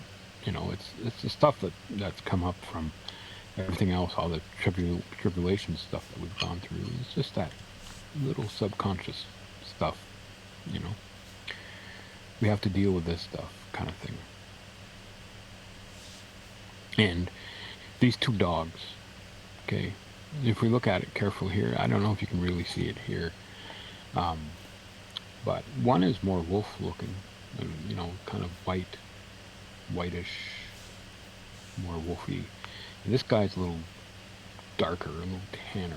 He would be a coyote kind of thing. And this is how I would like to look at it. So you got a wolf and you got a coyote. And your wolf represents a fighter, pack animal, predator. And the coyote is the quintessential trickster, right? So you have strength, you have wisdom, you have, again, you have that kind of knowledge, right? You've got that hunting instinct, and you've got that trickery kind of thing. So how can you use these two things to move on and focus on your intent on your conscience? But you're going to need, strength and that killer instinct to deal with what's coming up from your subconscious, Okay. right? And you can kind of trick yourself into revealing more. You can trick yourself into, because that's what we learn how to do, right? So another aspect of the craft, another aspect of just being more awakened is being more in contact with our subconscious all the time, right? So instead of just getting stuff in our dreams, that stuff can come through in our waking time too, which is kind of Yeah. dangerous too. But it's stuff that you can learn to do and have better control. So you're tying in with your intuition a little more and stuff like that. So this is a beautiful card. There's so much going on here, but essentially the basic of it, it's illusion, it's mystery, it's dreams, right? The path, it's not clear, but your intuition is leading the way through it. So the moon is your intuition, it's guiding you through. It's water, it's feeling, it's using your third eye, right? It's Neptune, Pisces kind of thing because of the little fishy here. Awesome. That I like makes it. sense? That's a great Yep, card. that's Yes. great. Absolutely. I rambled on a little bit there. I got a little lost. No, that was No, that was awesome. good. That was a Motor difficult mouth. concept, and I think you captured that. So here's another great card, the sun. The sun. Now, what's a shame in this deck is because we don't have that little blonde-haired boy handing a flower to mean old death here, right? But essentially, the connection there is that the sun takes over from death, right? He's success, he's vitality, his youth, right? So again, that's kind of like that cycle, right? Of life and death and life, right? Right here. Okay. Okay, so we have that cycle. Death comes in on the pale horse, and life exits it. Cool. He's got the flag of dark and death, and he's got that red passion, life, blood flow kind of thing, right? Black represents rot and decay. Red is blood, life, vitality. Boom. That's what's going on here. So, sun is success. It's shining of light, right? Again, it's illumination. You've reached that highest form of intelligence, right? Everything is illuminated for you now. So, it's success. It's been a good journey. Now we know that we're getting close to the end, right? So, that's what's cool about this card, right? And generally in most decks, it's the same little boy kind of thing that was handing the flower to death, that's riding away kind of thing now. Kind of thing. So it's just such a great card. It's fire. It's solar plexus. It's that gut right there kind of thing, So it's shining your light. It's your radiance. It's attracting more success. This is the secret personified, right? Manifestations, all that jazz. This is the big deal. This is a new job. This is a pregnancy. This card is like, we'll reveal all that kind of thing, right? This is like, whoa, it's super successful here kind of thing, right? It's a happy card. It's not very deep, right? Kind of thing. It can maybe mean too much exposure. You know, Lady Godiva kind of thing here. This kid could use a diaper, maybe. You know, so you gotta be careful of that. You gotta be careful of detractors, because the brighter you shine, somebody's gonna try and dim that light. You know, kind of thing. There's jealousy that could be circulating somewhere. You know, it can lead to that. So it's good to be successful. It's good to Success. shine, but you want to, you know, Manifestation. yeah, That's good. you don't want to rub it into anybody's face. But this is the thing, right? It's a beautiful card, right? Also, if we go back, so what is this card? This is 19. So if we go back, so this is 19. The card before double X, card before 20, right? What was the card before 10? Anybody? Class? Anybody? Anybody? That Bueller? was the Hermit. Bueller? The Hermit. And what did the Hermit have? Anybody? Anybody? What did Bueller? he have? Oh, he He had a has that light. He had a lantern. lantern. Oh, yes, And yes, the yes. light, tiny light, little tiny light, right? Old man, tiny light, toddler, young boy, bright light, sun, open. Here everything's closed and tight, and here it's like rebirth, right? So that's, here we were getting to the end of this journey, and we had more questions than answers, right? And here we've got all the answers. It's great. It's successful. We did it. Woohoo! Right? Yay. We're That's the there. gold star right there. Yeah, gold star. This is color. This is exactly. This is the gold star. So, Cool. can you see the connection here? Right. Yep. This is frickin' New Year's Eve. Awesome. Right. Kind Yeah. You ever think about New Year's Eve? Like, okay, so we got Father Time, and he's on the way out, and we have the baby New Year, and baby New Year's always depicted in diapers and coming out, kind of thing, and yada yada yada. And at the end of the year, we always reflect back. We look at the stars, the artists and stuff that we lost over the year. We take a look at the news of the year, and yada yada yada. And we reflect on things, and we think about what we can do better. And then boom, we're in the new year. The new year is depicted by that kid, kind of thing. It's that stereotypical thing. So this is that right here in a nutshell. So this is that big connection. This is these deeper connections that you don't think of when you first look at your deck, but when you work with it a bit more, you start seeing these patterns, these connections, the number connections, and the character connections, kind of thing that we see as we Yeah, go that's through the. really cool. of. Yeah. Okay, Nice. so there we go. We're almost there, right? And what's going to happen to us? What do you think is going to be on the next card? That's That's a a, very good question. I don't that's know. a new beginning, right? Well, we've reached the That's a new finish beginning. line, right? Success. Reaping the Boom. rewards. That's So my here we guess. come. I like that. Here we come. So, wah wah wah wah. Oh, Catholicism again. Here we go. So, you can still see everything? All right. Because my mouse brought something up there. Boom. 20. Card 20. Final Judgment. Ooh. Nudge, nudge, wink, wink. So here's a card that's taken right out of the old Armageddon apocalypse, that last book of the Bible.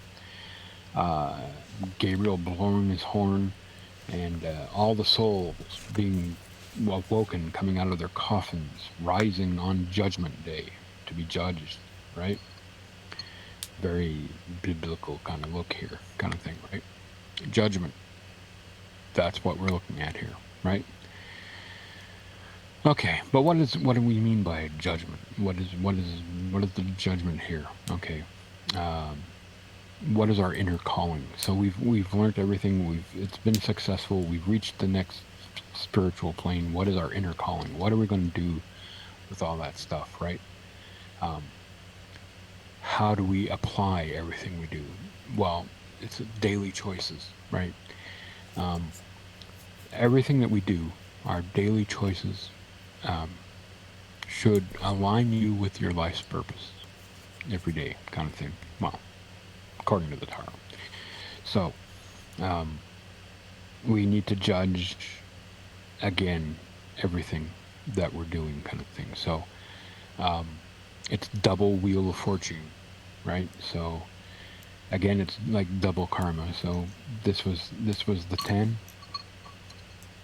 and here's the 20, right? So, boom, right?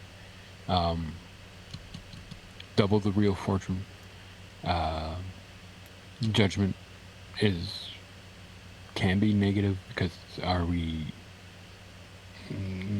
worthy, or are we aren't? It is what it is, unless it isn't, kind of thing, you know. There will be positive feedback. You did the thing. You're almost at completion. Accept it as it is, right? There's no more karma. You don't get a second chance here now, right? This is it. So it's about acceptance, right? It's the end of the cycle, but there's not a new one starting. So is it more Right. self-judgment and seeing how we Absolutely. feel Yeah. about our journey? Exactly. Okay. So if we look at it like this is the start of the journey, right? This was the start, our Fool kind of thing, right? If we look at the first card there, we had all the tools, right? How did we use those tools? How did we make everything work, kind of thing? You know, at the end of the day, did we use our tools for good, or did we use them for bad? Right. Right. Okay. We had a chance to reset, right? Here's where we stopped, and we knew that, okay, we've done all this back work here, kind of thing. Now we're starting at the next level, and how did we do, kind of thing, at the end of the day? What were the lessons that we learned? How did karma come back? Did we learn anything here with judgment? Did we temper? How did we deal with the choices that were being forced upon us? How did we deal with, the addictions that we may have had? Did we let the tower, crash around us and bury us, or did we accept it and move on and rebuild, kind of thing, right? Did we plan big enough? Did we learn the mysteries, kind of thing? Did we revel in our success? Boom. That's our judgment. Because there's Got no it. second chance, right? It is what it is, and, accept it, kind of thing, Sure. Okay. Boom. Boom. So that's that big story. But the card by itself is about inner calling, kind of inner judgment, kind of thing. What do you want to do? Okay, so you've had the wake up call. Now what do you do? Kind of thing. So that would be that from the one card draw, kind of thing. Okay. And that brings us to, once we've done that final judgment, boom, it's the end of the road. It's completion. It's accomplishment. What you've been working for is already done. This is Saturn again, because Saturn return, always coming around. It's Earth. It's root right back to the start. Which card is this? So this is the world. This is World, card okay. 21. Right, so card 21, it's the last card, because don't forget the Fool starts at 0. So technically it's 22, but it's numbered 21. So Okay, we've done so- 3 cycles of 7. We've done 2 cycles of 10. We've done 4 cycles of 5. It's, Lots of cycles for sure. absolutely, because life is cycle, and that's the whole lesson about the major arcana, is that things roll around. If it's shit today, it'll be better tomorrow. Well, it should be better tomorrow. It'll be better eventually, right? So you get what you give, kind of thing, without adhering to the Wiccan read, and what if you give out evil, it comes back to you 3 times. whatever. This is just do unto others as you would have done unto you. Not to be biblical, but that's kind of what it's the golden rule. Sure. Treat others like you'd like to be treated, kind of thing. You can't expect to receive if you never give, right? You don't know what the good times are if you've never had any bad times, kind of thing, or you don't appreciate the good times as much. Without the bitter, the Appreciate. sweet ain't so sweet. Yeah, exactly. So this is it. So we started off with a young man, kind of fully clothed and teetering on the edge with a dog, not a care in the world, and we ended with the world, the angel Venus kind of thing. Well, she's supposed to represent that, and at the end of the world, and look who's back. Our guides, the ox, the lion, the angel, the bird, right? So is it like ultimate success in the end? I mean, it just says completion, but does it signify a positive completion? It's not success. It's not, the sun card is our success, right? That's successful. That's your successful completion. But this is just, it's the end. It is what it is. It was what it was. Gotcha. Okay. Right. What you've been working for is already done. It's boom. There you go. Turn of fortune, the cycle. There's no way of by itself, like boom. If I was reading this card by itself, it'd be like, well, there's no way to advance forward now. You're stuck where it is. The only way you can do it is to start all over again, right? Okay. There's nothing you can do here, but it's also about clarity. It's dancing naked under the moon, kind of. You know where you are. If somebody's asking me like, oh, and this card comes up, I'm like, well, you know what the answer is. That's what this tarot card is telling you, right? Okay. You're fine. Everything's good. Like, you kind of know what the answer is. Gotcha. Kind of thing. Cool. Oh, that's a good way to end it. It's like, yep. Not really much advice. It's just is what it is. Accept what it is. It's done. Yep. It was a good trip. Now you can celebrate.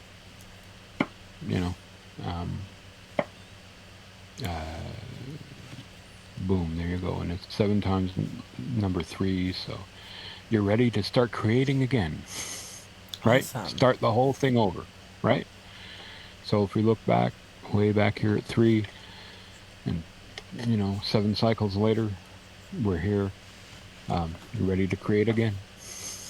Essentially. Right? Awesome. Boom. Oh, that's good. Wow, that was a really, picturesque journey through the whole thing that I did not realize was so prominent before. So that being said, I have a question. And it might be sacrilege, I guess, for tarot readers, but do you ever do readings just with the major and just focus on those because that has its whole story in itself? Absolutely. Absolutely. Really? I never have. Well, have I? I think I have. I probably way back when I was doing Year in a Day, but not since. But yeah, that's something that's great to do too. You can just do major arcana. So that's that tip where you go to Goodwill and you get a tarot deck on sale. It's any tarot deck and it's 50 cents. And you get the artwork and it's like missing cards and you find out it's missing a minor. It's got all its major. Well, you can just take the major aside and use it. You can use it as an oracle deck. Essentially, that's what an oracle deck is. Oracle deck is technically a major arcana kind of thing if they do it right.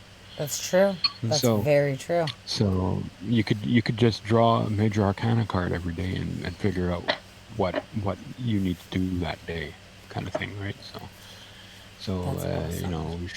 We shuffle it up and blah blah blah blah blah blah blah. Here we go. All right. So my card of the day is Chariot. All right, so things are going good. Yeah, things are going good. I got to plan a little bit. There's some mystery. I want to figure out what that mystery is. I got to think about where I'm going. I got to slow down. I got to, maybe do a little moon work here. Okay.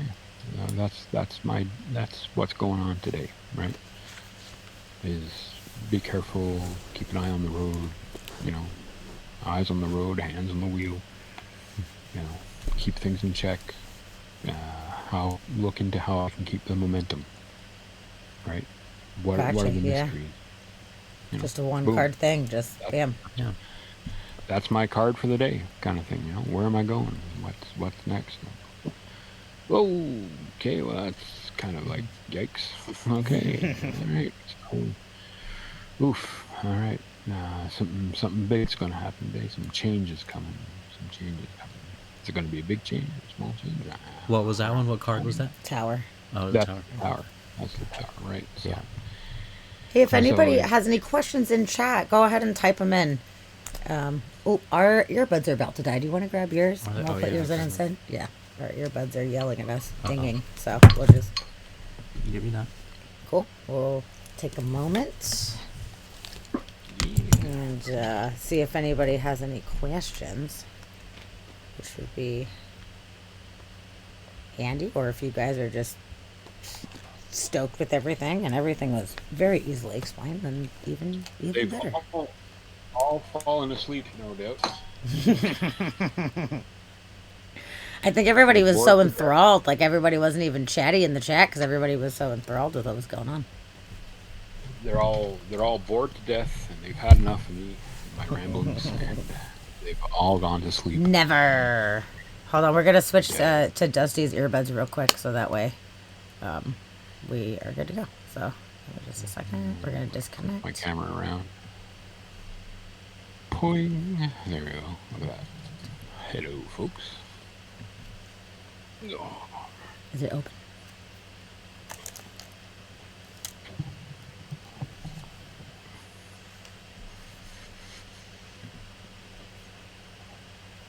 Open your thing. Has to be open to connect, right? You said connected, and it beeped. Do you hear anything? No. Oh God. Oh, we can see your Bluetooth connections. Your Bluetooth is showing. All right. Yes.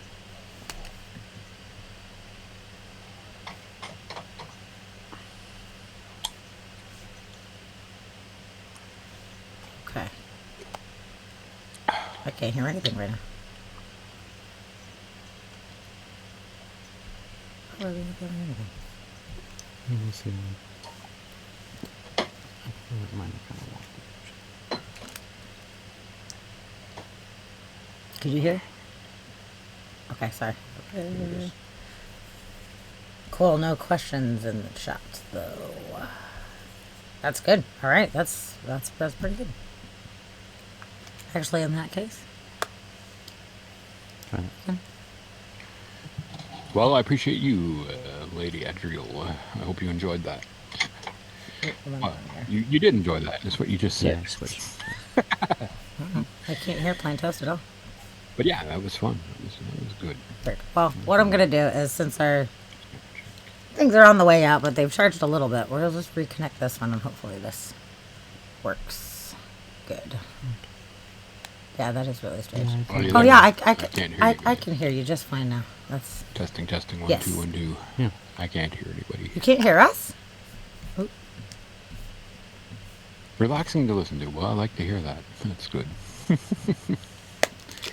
All right. Thanks very much. Thanks, Atlas. Appreciate that. Thank you. Can you not hear us, Plain Toast? Appreciate you. Oven Witch, thanks for hanging out till the end. Appreciate you. Yeah. Very cool. Very cool. Awesome. Maybe I should do an ASMR thing. Nope, we can't hear you. Oh, that's at so all. Well, at least I strange. can't. I don't know if anybody else can. Chat, can you hear our fine That's hosts? very strange. Are they there? Can you hear them? Yeah, can chat hear us? QB Slayer is still alive. Way to go, my man. You're rock and roll. You hang in. You're hanging tough. You're a tough guy. That is so strange why I can't hear. Putting up with me 2 nights in a row there. That's that deserves a prize. Yeah, can anybody in chat hear Oh my us? goodness. Okay, you can hear both You of know, us. after a long night of tarot reading and stuff, I like to indulge in some water that's high in magnesium. My mentor, my year and a day mentor, Plain Toast, can you hear us now? taught me that after a long day of reading, to indulge in some magnesium replenishment for some reason, and We might have to call him I've back. stuck to that ever since. And I have to say that nothing recovers you better than a big gulp of magnesium. I used to have magnesium supplements that you could drop in water and fizz up. It's hard to find.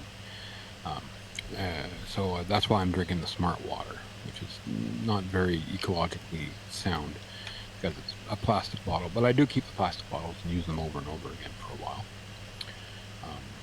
Because I just love them. I call them my sippy cups because No, we can hear I him. know He you just can't hear me, us. but you guys can hear me, so that's why Yeah. I'm talking. I'm just filling in. I'm just filling in the dead How air. about That's so weird that it's I not think- dead because everybody else I can don't know. hear us. Can you guys hear me? I think- Nod if you can hear me. Thumbs up if you guys can hear me. We can All right, hear I think you guys you. can We're hear gonna me. have to call I him can't hear you, back. so maybe the problem's on my end. I don't know. Yeah, I put in I chat don't that know. we're What did gonna I call do? him back, and because I think it just lost connection. Oh, see. All right. Well, okay. So I guess definitely it's on my end, probably, because if I turn up the volume on, Okay, That's hold so on weird. 1 second. if I turn up the volume on the Twitch thing, Okay, we're just gonna call him right back. Try this again. Okay, can you hear us Can you now? hear us now? I can hear you now. Yay! good. I don't know Yeah. what happened. That was very strange. Yeah, it just lost. Wow. Okay. Wow. When Okay, we're back. dealing with We're this back. kind of energy, Joey's like, I'm nodding. Can you see me? I'm not. That's so cute. things are bound to go awry at some shit. point. Cool. Well, Well, good. now I can at least gracefully say thank you so much And thanks for for filling. everything, because we know that our earbuds are actually on the way out. Yeah. So we were trying to connect with Dusty's. I think that was the whole issue. Something was That's right. funny. Yeah. So, but I just want to thank you so very much for being here, and this was so informative. Thank you. Thank you so much thank for your you. energy and your knowledge and your Yeah. wisdom and your time and all of it. Thank you so much.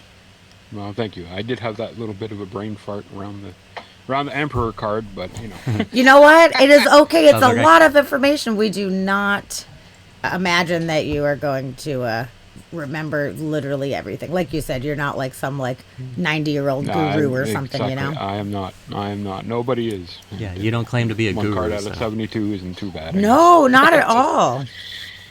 So yeah, no, but it is what it is. I was just like, why am I can't? I just drew a blank. I don't know. It's one of those cards I never see. I never see the Emperor card for some reason. It's just one of those things, man. That's weird. But yeah, thank you all. Thank you for having me in. And I'd love to come back again sometime. We'll find something else to talk about Yeah. one of these days. We'd love to have you. It's great. Love hanging out here. Absolutely. And we'll have to have you guys over. I would Maybe we can love do it. Oh, that'd be awesome. We'll figure out something to do on a Saturday night when we do our paranormal thing. And, yeah. Absolutely. We could talk for a really long time about a lot of weird shit. So please let us know, and we would be so happy Let's- to be a part of that. let's talk about that and figure that out. And you know, we'll do that for sure on a Saturday night spooky stream. Oh, I love it. Yes. Definitely. Yep. Let me know. I'm free Beautiful. on most Saturday nights unless there's a concert or something we're going to. So that sounds Superb. freaking awesome. We're free unless we're busy. Very good. Yes. So thank you all. Thank you, chat, for hanging out. Yes, thank you, folks chat. from my stream that came over and started following Yeah. these lovely people. Thank you. It's really good stuff. I love the weird news. Thanks. It's so much fun, huh? Thanks. Every Monday, man. I have such a It's blast good stuff, doing it. Yeah, It's we're so always stoked fun. to see you in there too. I know. I'm glad you're a Great part stuff. of it. I'm glad you're a part of Yeah. our little family, and we're part of yours. And you're sharing your lovely Absolutely. family members with us. It's Yeah. amazing. Thank you to the Plain Toasters for coming over. And thank you, lady, for Appreciate that. gifting some subs tonight. Yeah. You're so sweet. Thank lady. you so much. And now Koopa Slayer's got a ghost. Oh. Now he's haunted. Now you're haunted. That's awesome. No, thank you everybody for your love and support. For sure. And please, if you are not already following, I think everybody in chat already is, but if anybody is not, please follow Plain Toast No Jam. And we hope to see some of you guys back here with us soon. So Definitely. awesome. Take care, y'all. All right. Yeah, you Well, do the we're just same going on the to flip end side. transmission then, but we will see you guys all on Monday. Yeah. So, Indeed. all right. Good night, Good everybody. night, everyone. Bye. Stay spooky, y'all. Bye. Bye.